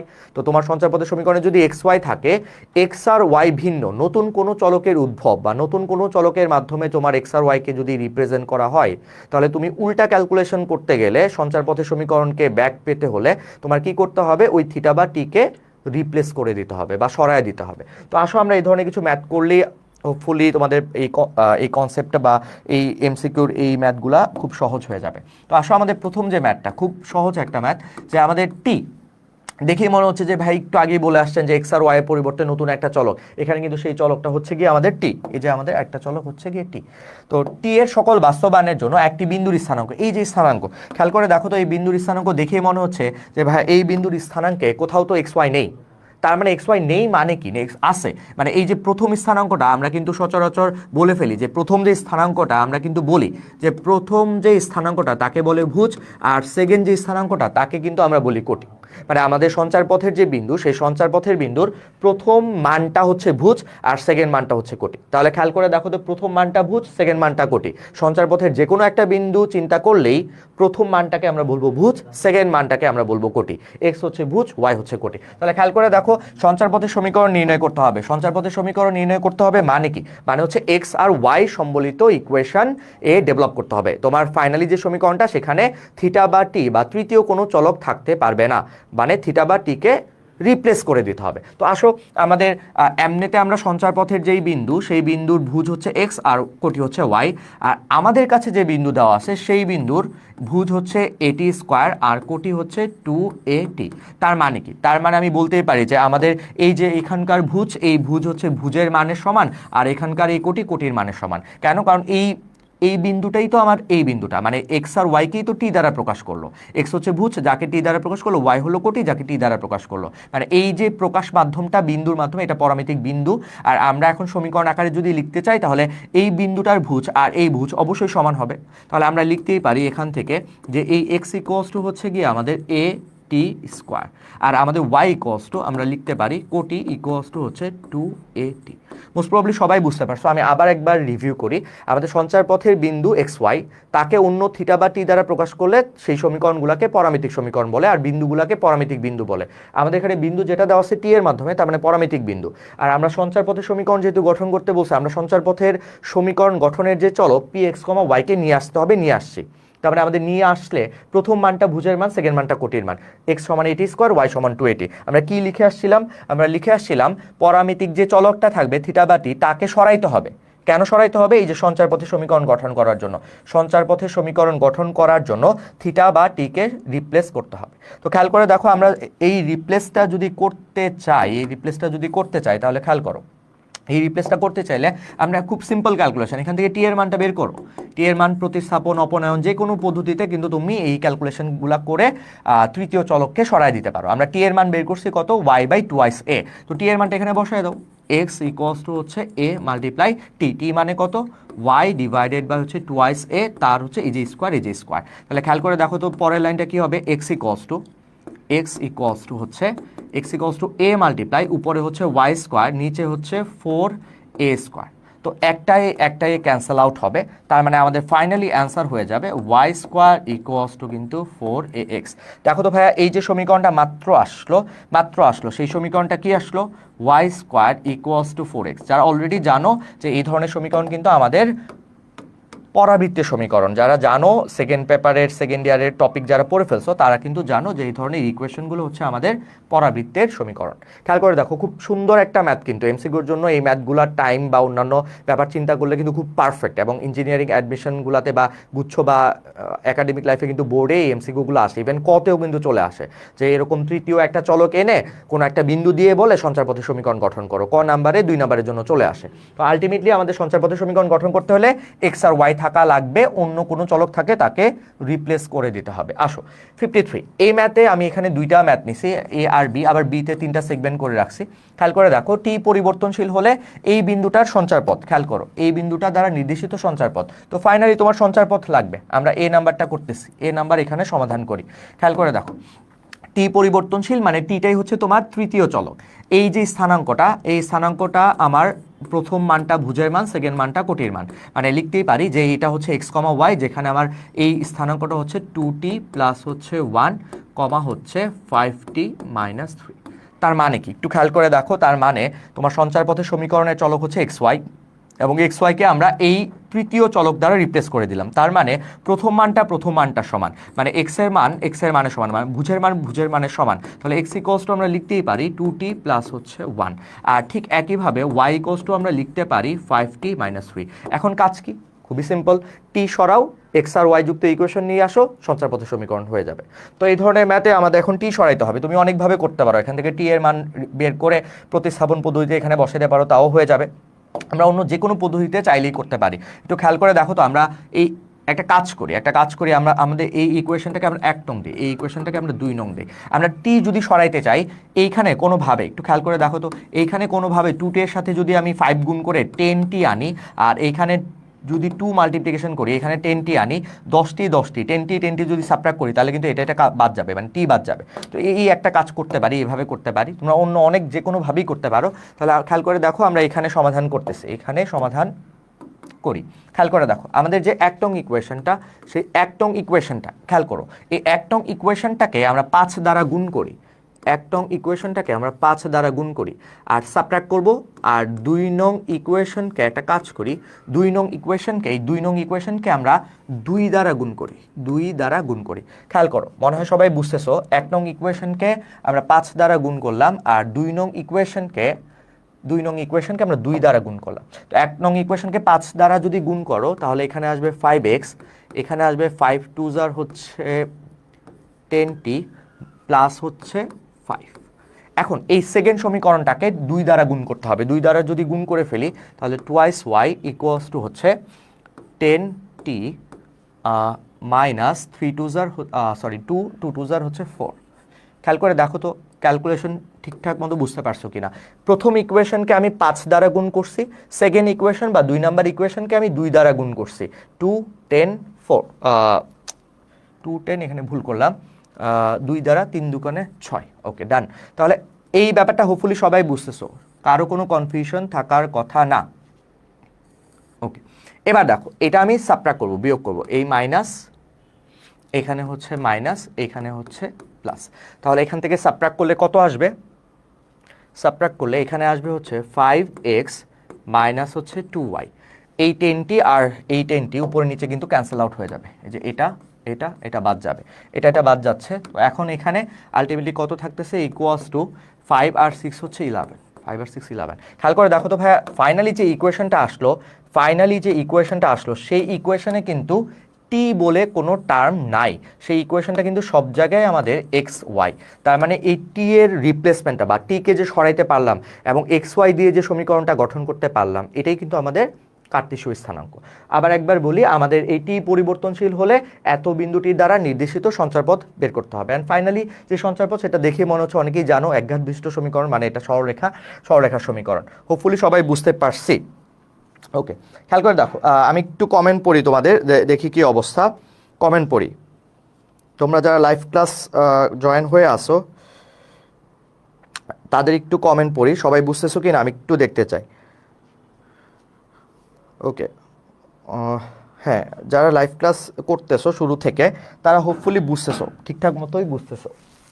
ওকে, আমাদের ক্লাসটা আর বেশিক্ষণ আজকে কন্টিনিউ হবে না। যেই টপিকটুকু আমাদের গত স্লাইডে বাকি ছিল, সেই টপিকটুকুই আলোচনা করতেছি, তো খুব বেশি টাইম আজকে লাগবে না। তো তোমরা যারা শুরু থেকে ক্লাসগুলো করতেছো, তারা একটু ধৈর্য ধরে ক্লাসগুলো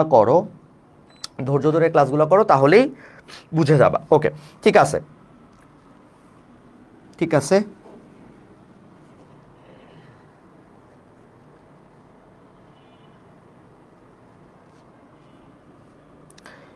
আছে, সবাই একটু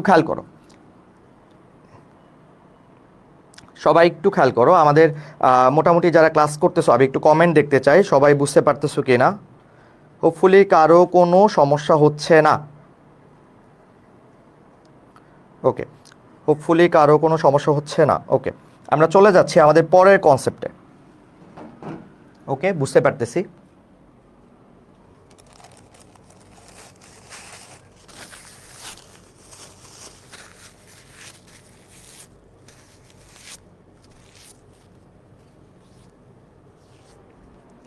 ওকে, আমরা চলে যাচ্ছি আমাদের পরের কনসেপ্টে। আমাদের কনসেপ্ট মোটামুটি কিন্তু অনেকটুকু ক্লিয়ার হয়ে গেছে, আশা করি অনেকটুকু বুঝে গেছো।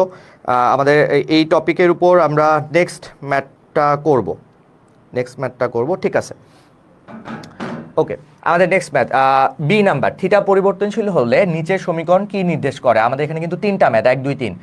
প্রথম ম্যাথটা আমরা লিখতেছি, খেয়াল করো, প্রথম ম্যাথ নেক্সট স্লাইডে নিয়ে নিচ্ছি। এক্স ইকুয়ালস টু, প্রথম যে ম্যাথটা বি নাম্বার, এখানে বি নাম্বার কোশ্চেনের 1 নাম্বার ম্যাথ। খেয়াল করো, এখানে কি দেওয়া?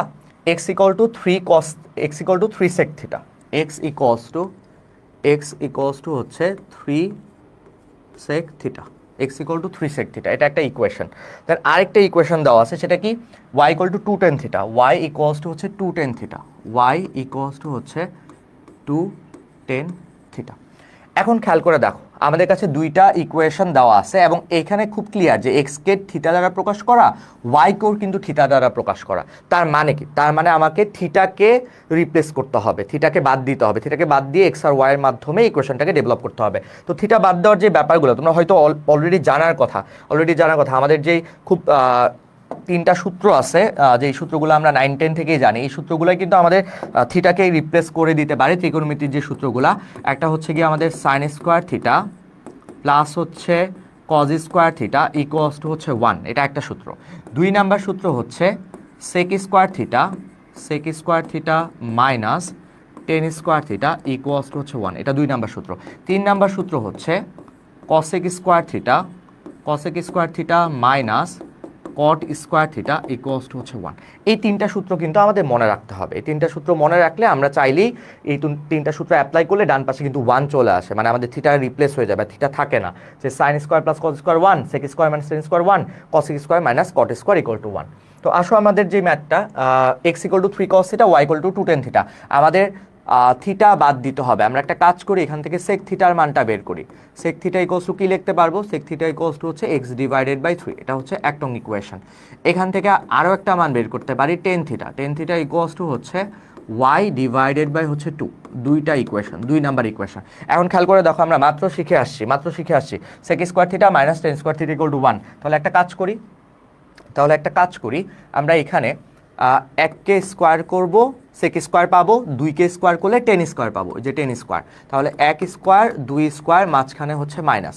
তাহলে খেয়াল করে দেখো এখানে ক্যালকুলেট করতে গেলে কি পাবো? সেক স্কোয়ার থিটা মাইনাস হচ্ছে tan square theta equals to, এখানে স্কোয়ার করলে কত আসবে? X square divided by 9 minus এইখানে আসবে ওয়াই স্কোয়ার ডিভাইডেড বাই হচ্ছে 4। তাহলে এই জায়গাটায় আমাদের ক্যালকুলেশন শেষ। X square sec square minus tan square কিন্তু 1, সো এই টার্মটাকে আগে লিখতেছি, এক্স স্কোয়ার বাই 9 মাইনাস হচ্ছে ওয়াই স্কোয়ার বাই 4, এই ডান পাশে sec square minus tan square, এটা 1। এখন যারা অলরেডি উপবৃত্ত অধিবৃত্ত মানে কনেক্সের যে কনসেপ্টগুলো পড়ে ফেলছো, তাদের কিন্তু জানার কথা এই ইকুয়েশনটা কিন্তু আমাদের অধিবৃত্তের সমীকরণ। তো যারা জানো না তাদের কোনো প্রবলেম নাই, তারা হয়তো এখনো কনেক্সের ওই চ্যাপ্টারগুলো দেখো নাই। অধিবৃত্তের আদর্শ সমীকরণ হচ্ছে X square by A square minus হচ্ছে Y square by B square equals to হচ্ছে 1। এটা হচ্ছে আমাদের অধিবৃত্তের আদর্শ সমীকরণ। তো অধিবৃত্তের আদর্শ সমীকরণের অ্যালাইনমেন্টের মাঝখানে মানে ইকুয়েশনের মাঝে মাইনাস, এখানে মাইনাস। সো যারা অলরেডি পড়ে ফেলছো কনেক্স 24 ব্যাচের যারা আসো, তাদের ক্ষেত্রে তো কোনো কনফিউশন থাকার কথা না। আর যারা জানো না তারা হয়তো এখনো কনেক্সটা দেখো নাই। তো আলটিমেটলি লিখে রাখো যে এটা আমাদের কনেক্সের ইকুয়েশন এবং কনেক্সের অধিবৃত্তের ইকুয়েশন। আমরা চলে যাচ্ছি পরের ম্যাথে, 2 number x equal to 3 cos theta plus 1। 2 number math হচ্ছে এক্স ইকুয়ালস টু, এমসিকিউর জন্য কিন্তু খুবই ইম্পর্টেন্ট ম্যাথ 1।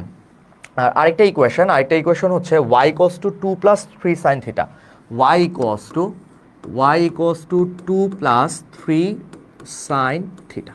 তো খেয়াল করো এখানে সেই একই কথা, আমরা সাইন কজের ফর্মুলা থেকে ক্যালকুলেশন করে থিটাকে রিপ্লেস করতে চাইলে sign square plus cos square নিয়ে আসতে হবে, তাহলে 1 চলে আসবে। তাহলে আমরা এটা কি করতে পারি? এক্স 1 ওই পাশে নিলে এক্স মাইনাস 1 ইকুয়ালস টু হচ্ছে 3 cos theta. And then next line আমরা কি করতে পারি? cos থিটাকে শুধু সিঙ্গেল রাখতে পারি, cos থিটা, যেহেতু আমাদের cos থিটাই লাগবে। So cos theta equals to হচ্ছে আমাদের x মাইনাস 1 ডিভাইডেড বাই হচ্ছে 3, এটা আমাদের একটা ইকুয়েশন হিসেবে লিখে রাখলাম। ঠিক একইভাবে এখানে চিন্তা করে দেখো, এখানে আমরা একবারে y মাইনাস 2 ইকুয়ালস টু কি লিখতে পারি? 3 sine theta.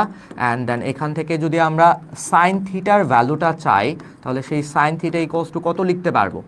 y minus 2 divided by 3। Most probably সবাই বুঝতে পারছি।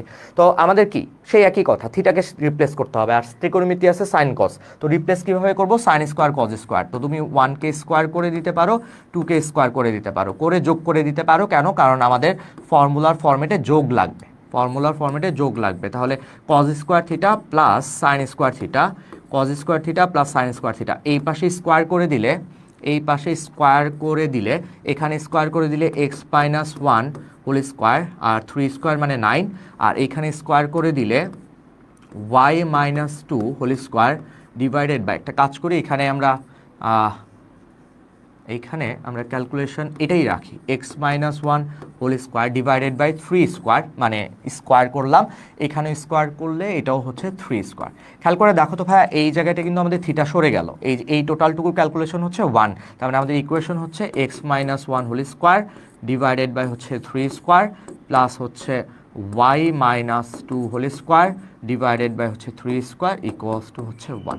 আমাদের কিন্তু আরেকটা সমীকরণ চলে আসলো, এই আরেকটা সমীকরণ, এটা আমাদের কিন্তু তোমরা যারা জানো যে এটা কিন্তু আমাদের আলটিমেটলি গুণটুন করে দিলে এখান থেকে একটা বৃত্তের সমীকরণ পাওয়া যাবে যার ব্যাসার্ধ হবে 3। তো এত ডিটেলসে আপাতত না যাই, মোটামুটি তোমরা যারা বৃত্ত করে ফেলছো তারা জানো যে এটা একটা বৃত্তের সমীকরণ হিসেবেই আমাদের কাছে আসবে, যে এই বৃত্তের আদর্শ সমীকরণটা হচ্ছে x minus h whole square plus Y minus k whole square equals to হচ্ছে বৃত্তের ব্যাসার্ধের স্কোয়ার।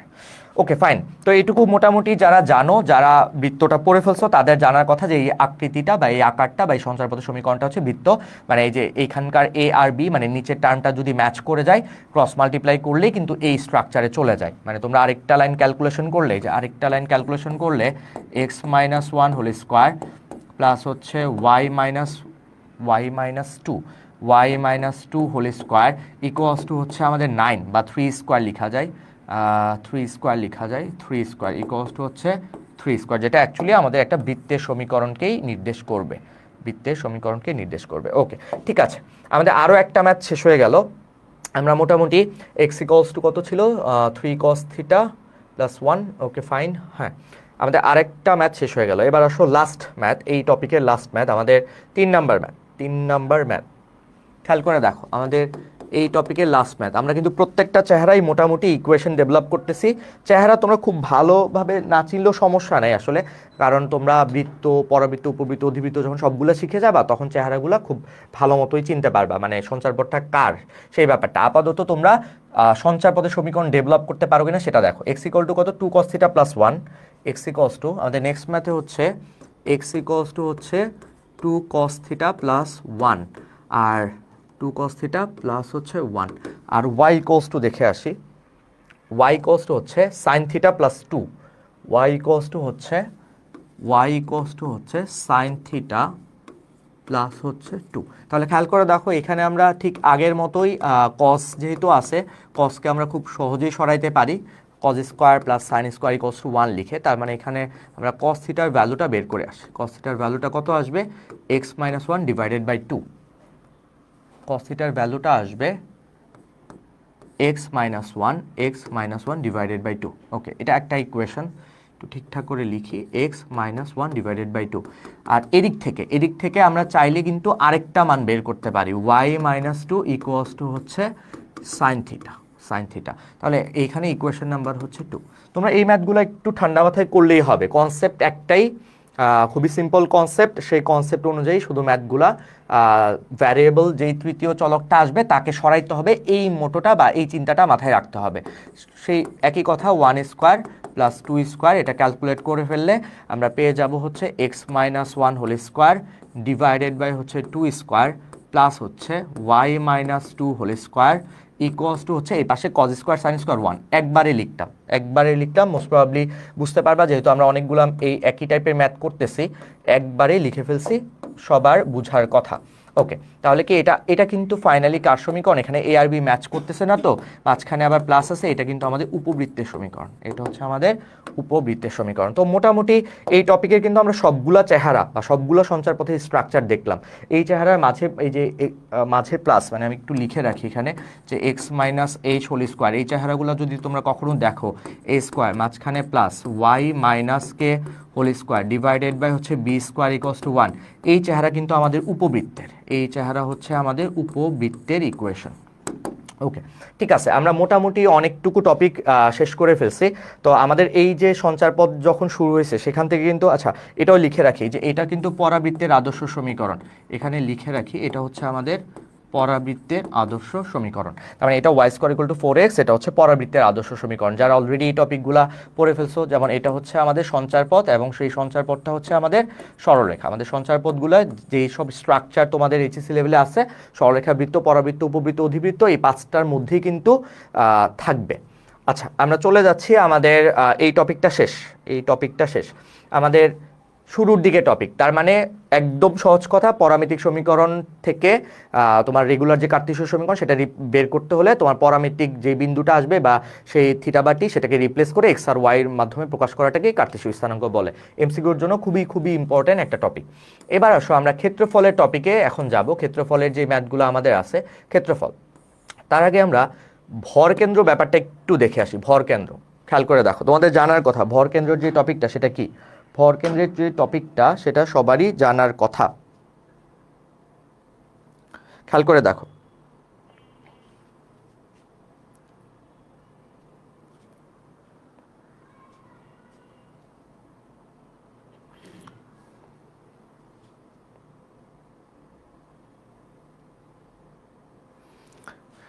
খেয়াল করে দেখো আমাদের নেক্সট যে টপিকটা আমরা শুরু করলাম সেটা হচ্ছে ভর কেন্দ্র। ভর কেন্দ্র তোমরা অলরেডি জানো এই টপিকটা মানে কি, ভর কেন্দ্র টাইপ 14, ভর কেন্দ্র নির্ণয় করা। খেয়াল করে দেখো ভর কেন্দ্র ব্যাপারটা হচ্ছে আমাদের 9, 10-এও কিন্তু এই কনসেপ্টটা ছিল যে আমাদের ভর কেন্দ্রের ডেফিনেশন, বা তোমরা এইচএসসিতে ফিজিক্সেও কিন্তু মহাকর্ষ অভিকর্ষ চ্যাপ্টারে ভর কেন্দ্র বা ভার কেন্দ্র এই টপিকটা কিন্তু পড়বা। আর আমাদের ম্যাথমেটিক্সে ভর কেন্দ্র বের করার জন্য তোমার যে কোনো একটা স্ট্রাকচারের, যেমন ত্রিভুজের ক্ষেত্রে ত্রিভুজের শীর্ষবিন্দু স্থানাঙ্কগুলো দিয়ে দিতে হবে বা থাকতে হবে। যেমন আমাদের এই যে ABC এই ত্রিভুজটার শীর্ষ যে স্থানাঙ্ক ABC, এই তিনটা স্থানাঙ্ক যদি দেওয়া থাকে তখন কিন্তু আমরা সহজেই ত্রিভুজের ভর কেন্দ্রটা বের করতে পারি। এবং ভর কেন্দ্রটা কি আমরা বাই ডেফিনিশন আমরা কি জানি, যে মধ্যমা। যে খেয়াল করে দেখো এখানে আমি ছোট করে একটু লিখে রাখি যে মধ্যমা, যে এখান থেকে এই যে এই জায়গাটায় এই যে শীর্ষ থেকে তুমি বিপরীত বাহুর উপর যেই মধ্যবিন্দুতে যেই রেখাটা টান দিচ্ছ এটা কিন্তু মধ্যমা, এটা কিন্তু মধ্যমা, এটা কিন্তু মধ্যমা। তার মানে মধ্যমাত্রয় তোমার যেই বিন্দুতে ছেদ করতেছে, মধ্যমাগুলা ত্রিভুজের যে কোনো একটা ত্রিভুজের মধ্যমাগুলা তোমার যেই বিন্দুতে ছেদ করতেছে সেই বিন্দুকে কিন্তু আমরা ডেফিনেশন অনুযায়ী ভর কেন্দ্র বলে থাকি। তো আমরা ছোট করে এটা একটু লিখে রাখি এখানে, যে আমাদের এখানে নোট আকারে থাকলো যে নোট 1, নোট 1, নোট 1, নোট 1 হচ্ছে মধ্যমাত্রয় যে বিন্দুতে ছেদ করে, মধ্যমাত্রয়, একটু ঠিক করে লিখি 1, মধ্যমাত্রয় যে বিন্দুতে ছেদ করে, মধ্যমাত্রয় যে বিন্দুতে ছেদ করে, মধ্যমাত্রয়, মধ্যমাত্রয় যে বিন্দুতে ছেদ করে, যে বিন্দুতে ছেদ করে, মধ্যমাত্রয় যে বিন্দুতে ছেদ করে তাকে ভর কেন্দ্র বলে, তাকে ভর কেন্দ্র বলে। খেয়াল করে দেখো খুব সিম্পল একটা কথাবার্তা, তোমাদের 9, 10-এ ছিল। এমনিতে কিন্তু আমাদের কেন্দ্র রিলেটেড অনেক টপিক পড়তে হয়, পরিকেন্দ্র পড়তে হয়, ভর কেন্দ্র পড়তে হয়, লম্ব কেন্দ্র পড়তে হয়, অন্তকেন্দ্র পড়তে হয়। তার মধ্যে আমাদের কিন্তু এটা 3.2 এর একটা টপিক, যে আমাদের ত্রিভুজের তিনটা শীর্ষ, একটা শীর্ষ হচ্ছে এ, আরেকটা শীর্ষ হচ্ছে বি, আরেকটা শীর্ষ হচ্ছে সি। তোমাদের কাছে যদি তিনটা শীর্ষের স্থানাঙ্ক দেওয়া থাকে তখন আমাদের ভরকেন্দ্র আমাদের যে কোনো শীর্ষ থেকে বিপরীত বাহুর মধ্যমা যে ব্যাপারটা, সেই মধ্যমা এডি হচ্ছে একটা মধ্যমা, বি মধ্যমা, সিএফ মধ্যমা, তিন মধ্যমা যেই বিন্দুতে ছেদ করে গেছে সেই বিন্দুকে আমরা বাই ডেফিনেশন ভরকেন্দ্র বলবো। এখন আসো ভরকেন্দ্র বের করা খুবই সিম্পল। আপাতত আমরা থিওরির দিকে না যাই, আমরা মোটামুটি জানি, দুইটা কথা জানি এখানে, নোট 1, নোট 2 আরেকটা লিখি, নোট 2, সেটা হচ্ছে ভরকেন্দ্র, এই যে ভরকেন্দ্র জি এই মধ্যমাকে, এডি মধ্যমাকে 2:1 অনুপাতে কিন্তু বিভক্ত করে। মানে শীর্ষের দিকের যেই দূরত্বটা সেটা বড় হবে, সেটা 2 হবে, বাকিটা 1 হবে। এই দিকে যেমন যদি চিন্তা করো এইদিকে 2 ভাগ হবে, এই দিকে হবে 1 ভাগ। তো আবার একবার বলি বা লিখিয়ে রাখি যে মধ্যমা, মধ্যমা মধ্যমা না সরি ভরকেন্দ্র, ভরকেন্দ্র, সেকেন্ড আরেকটা নোট লিখে রাখতেছি, আবার এক্সপ্লেন করব। ভরকেন্দ্র মধ্যমাকে, ভরকেন্দ্র, ভরকেন্দ্র মধ্যমাকে, ভরকেন্দ্র মধ্যমাকে 2:1, 2:1 অনুপাতে, 9, 10 উপপাদ্য ছিল আমাদের, 2:1 অনুপাতে অন্তর্বিভক্ত করে, অন্তর্বিভক্ত করে, অন্তর্বিভক্ত করে ভরকেন্দ্র মধ্যমাকে। খেয়াল করে দেখো, আমরা দুইটা নোট লিখে ফেলছি। প্রথম যে নোটটা সেটা কি, যে ডেফিনেশনটা কি ভরকেন্দ্রের, তোমার শীর্ষ থেকে মধ্যমা টানবা, শীর্ষ থেকে মধ্যমা টানবা, যেই মধ্যমা ত্রয় যে বা তিনটা মধ্যমা যে বিন্দুতে ছেদ করবে তাকে ডেফিনেশন অনুযায়ী ভরকেন্দ্র বলবো। সেকেন্ড কথা, ভরকেন্দ্র মধ্যমাকে 2:1 রেশিও অনুপাতে অন্তর্বিভক্ত করে। অন্তর্বিভক্ত বহির্বিভক্তের কনসেপ্টগুলা গত লেকচারে আলোচনা করা আছে। ভরকেন্দ্র মধ্যমাকে 2:1 অনুপাতে বিভক্ত করে, অন্তর্বিভক্ত করে। এখন আসো 3 নাম্বার আরেকটা নোট লিখা যায়। 3 নাম্বার আরেকটা খুব ইম্পর্টেন্ট একটা নোট লিখা যায়। সেই ইম্পর্টেন্ট নোটটা হচ্ছে তোমার এই যে মধ্যমা, এই মধ্যমার কারণে তোমার যে ত্রিভুজ হচ্ছে, যেমন এখানে একটা ত্রিভুজ হচ্ছে গিয়ে এ জি বি, আরেকটা ত্রিভুজ হচ্ছে এ জি সি, আরেকটা ত্রিভুজ হচ্ছে বি জি সি। মানে সোজা কথা, ভরকেন্দ্রের সাথে শীর্ষের যে সংযোগ রেখা যে ত্রিভুজ তৈরি করে। আবার খেয়াল করো যে তোমার এইখানে ভরকেন্দ্র হচ্ছে তোমার জি, এই ভরকেন্দ্রের সাথে এই একটা ট্রায়াঙ্গেল তৈরি করতেছে এ জি বি, ভরকেন্দ্রের সাথে এই একটা ট্রায়াঙ্গেল, ভরকেন্দ্রের সাথে এই একটা ট্রায়াঙ্গেল। তাহলে ভরকেন্দ্রের সাথে আমাদের 9-10 উপপাদ্য ছিল, সেই উপপাদ্যটাই তোমাদেরকে এখন আবার লিখে দিচ্ছি, যে ভরকেন্দ্রের সাথে যে তিনটা ত্রিভুজ উৎপন্ন করে সেই ত্রিভুজের ক্ষেত্রফল কিন্তু সেম বা একই। তাহলে তার মানে আমরা এখানে লিখে রাখতে পারি যে 3 নাম্বার নোট হচ্ছে ত্রিভুজ এ জি বি এর ক্ষেত্রফল, ত্রিভুজ এ জি বি এর ক্ষেত্রফল, ছোট করে লিখি, ত্রিভুজ এ জি বি এর ক্ষেত্রফল সমান এই ক্ষেত্রফল, এই যে এ জি বি, আরেকটা হচ্ছে এ জি সি, ত্রিভুজ এ জি সি এর ক্ষেত্রফল, অ্যান্ড ফাইনালি লাস্ট ওয়ান আরেকটা ত্রিভুজ কিন্তু আছে বিজিসি। তাহলে ত্রিভুজ বিজিসি এর ক্ষেত্রফল। এই 3 ক্ষেত্রফল কিন্তু সমান হয়। আমাদের 9-10 উপপাদ্য দিয়ে এটা প্রুফ করা যায় বা প্রুফ আছে। আপাতত ওই প্রমাণের দিকে যাব না, তবে তোমরা জেনে রাখো একটা প্রপার্টি হিসেবে, যে যেমন এটা একটা প্রপার্টি যে ভরকেন্দ্র মধ্যমাকে 2:1 অনুপাতে অন্তর্বিভক্ত করে। ঠিক একইভাবে আরেকটা প্রপার্টি, তোমার ক্ষেত্রফলের মান বা ক্ষেত্রফলের এরিয়ার মানটা সেম হয় কখন, ভরকেন্দ্রের সাথে শীর্ষবিন্দু দিয়ে যে ত্রিভুজ উৎপন্ন হয়, যেমন এখানে 1 2 3 তিনটা ত্রিভুজ উৎপন্ন হয়েছে, সেই তিনটা ত্রিভুজের ক্ষেত্রফলের মান কিন্তু একদম সমান, একই হবে। তাহলে আমরা কিন্তু বলতে পারি যে এই তিনটা ক্ষেত্রফল সমান, তার মানে এই তিনটা ক্ষেত্রফল কিন্তু আমার বড় যে ত্রিভুজটা, সেই বড় ত্রিভুজের কিন্তু 3/1 ভাগ।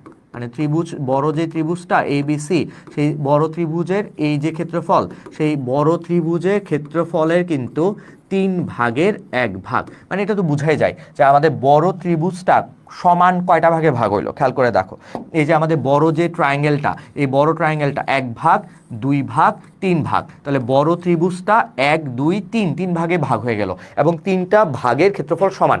তার মানে কি, সবচেয়ে বড় ক্ষেত্রফল কোনটা, বড় আউটার যেই ট্রায়াঙ্গেলটা সেটাই তো বড়, এবং 3 ভাগে ভাগ হয়েছে। তার মানে কি, আমি সমান লিখছি, তার মানে বড় ত্রিভুজটাকে 3 দিয়ে ভাগ করলে অন্য ছোট 3টা ত্রিভুজের ক্ষেত্রফলের মানের সমান হয়ে যাবে। তাহলে ইন্ডিভিজুয়াল ভরকেন্দ্রের সাথে শীর্ষ দিয়ে যে 3টা ক্ষেত্রফল, সেই 3টা ক্ষেত্রফল সমান, এবং সেটা আউটার যেই ত্রিভুজ বা ট্রায়াঙ্গেল, সেই ট্রায়াঙ্গেলের 1/3 হবে, 3/1 ভাগ হবে।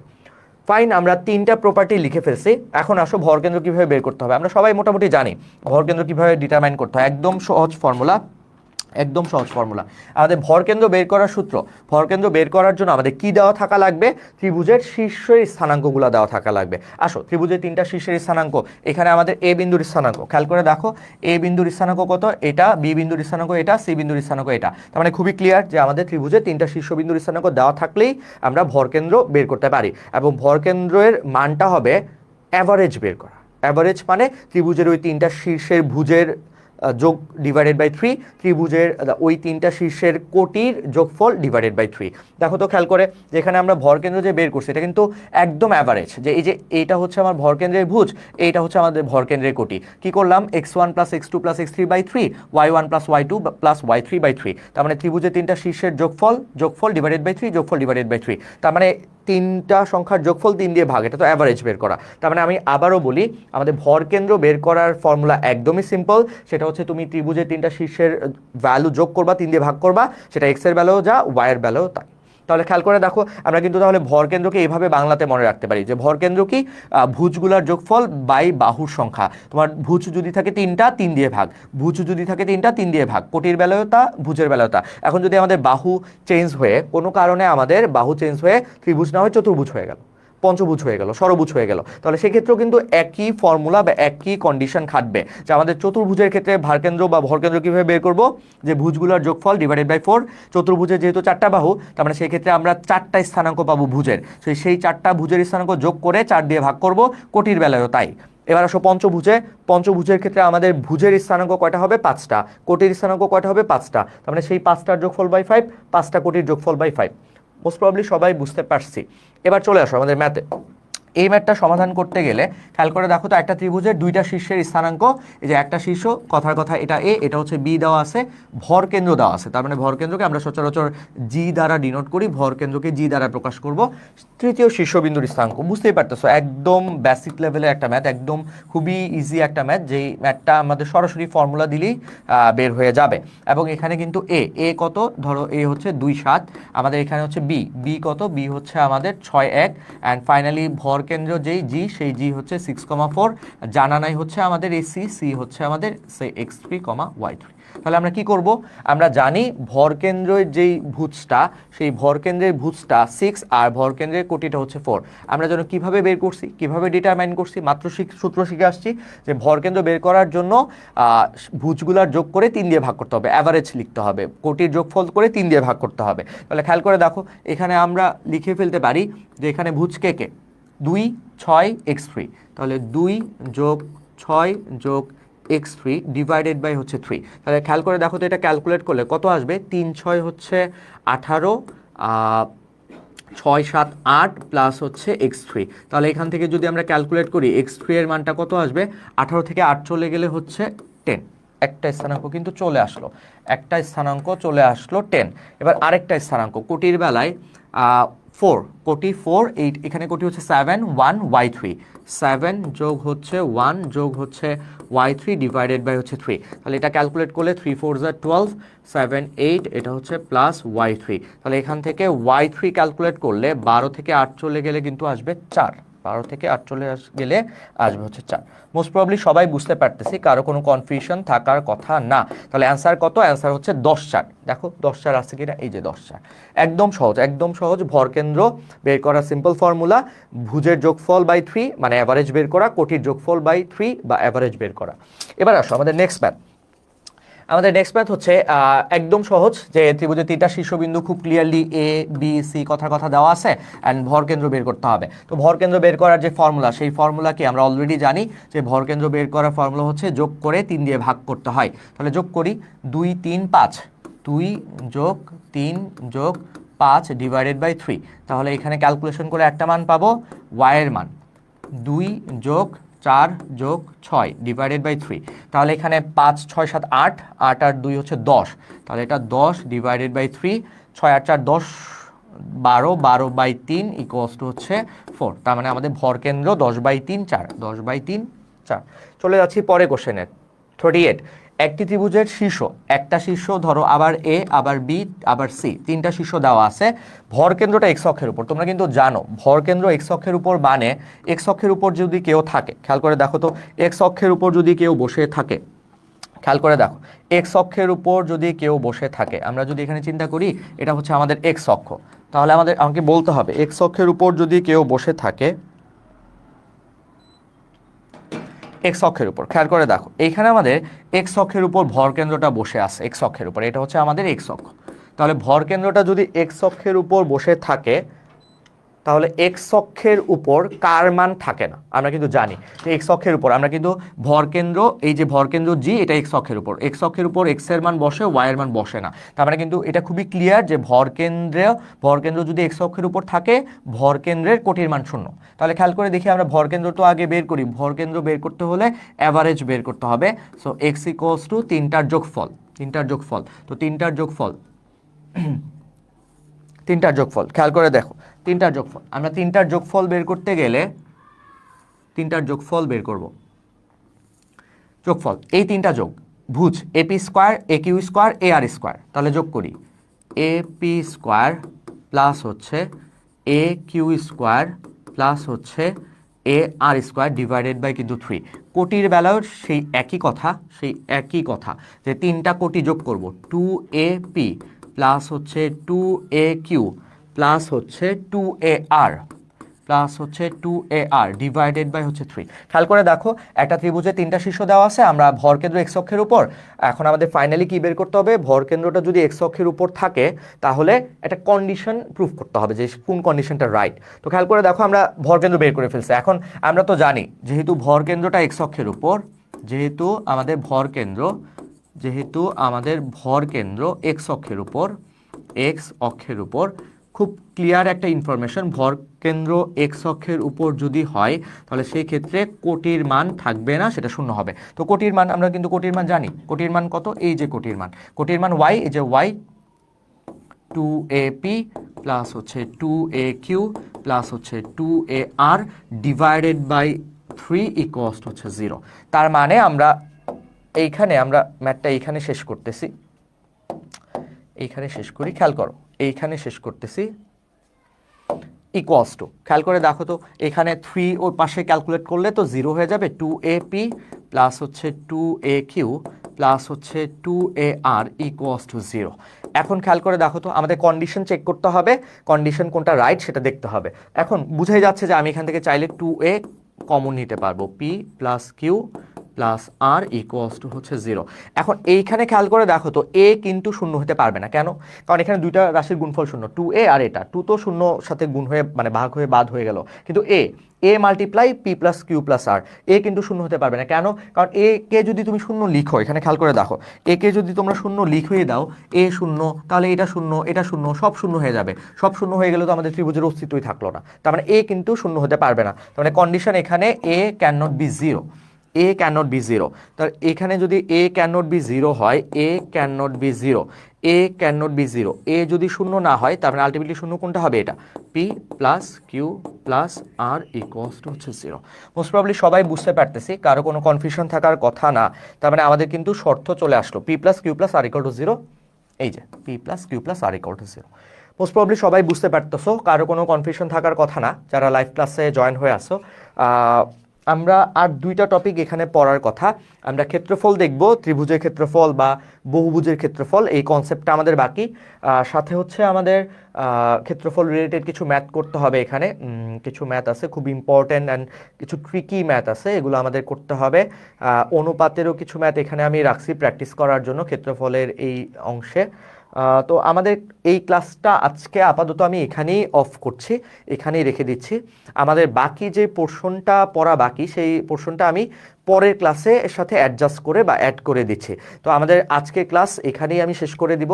তোমাদের যতটুকু টপিক বা যতটুকু ম্যাথ আজকে করানো হয়েছে আশা করি তোমরা সবাই দেখে ফেলবা, এবং এটা আমাদের লেকচার 2 হিসেবে থাকলো।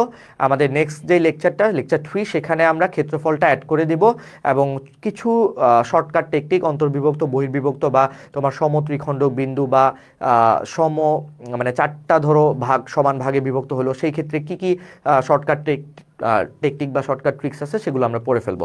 ঠিক আছে, আজকের ক্লাস আমরা এখানে শেষ করতেছি। যারা শুরু থেকে এখন পর্যন্ত ছিলা তারা জেনে রাখো যে আমাদের ক্লাসে মোটামুটি আজকের ক্লাসে যতটুকু টপিক কভার করার কথা ছিল তার 80% কভার হয়ে গেছে, বাকি 20% ছিল।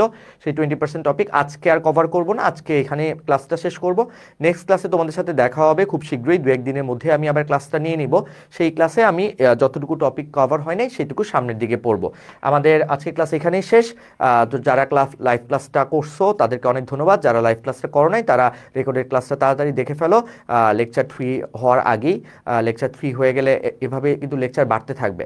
সো এই এমসিকিউর এই কোর্সের হেডেক বা টেনশন কিন্তু আমি তোমাদের যেভাবে হোক দেখবা খুব সুন্দর মতো স্মুথলি টাইপ ভিত্তিক করে বা বোর্ড ধরে বা যেভাবে আমি তোমাদেরকে প্রমিস করছি খুব সুন্দর মতো সিলেবাসটা শেষ করব। কিন্তু দিন শেষে কিন্তু তোমারই পরীক্ষা অ্যাটেন্ড করতে হবে, তোমারই ভিডিও ক্লাসগুলো দেখতে হবে, তোমারই নোট করতে হবে, তোমারই শর্টকাট ট্রিক্স বলো, ক্যালকুলেটর হ্যাক্স বলো, যাই বলো না কেন তোমারই কিন্তু দিন শেষে মনে রাখতে হবে। আর একটা কথা মনে রেখো, ম্যাথের কিন্তু এমসিকিউই সব। এমসিকিউই পারা মানে সে সিকিউ বা সে নর্মাল কনসেপ্ট বা ফর্মুলা বা সব কিছুই সে জানে। ঠিক আছে, দেখা হবে তোমাদের সাথে নেক্সট ক্লাসে। আজকে এখানেই থাকলো। আল্লাহ হাফেজ সবাইকে, আসসালামু আলাইকুম।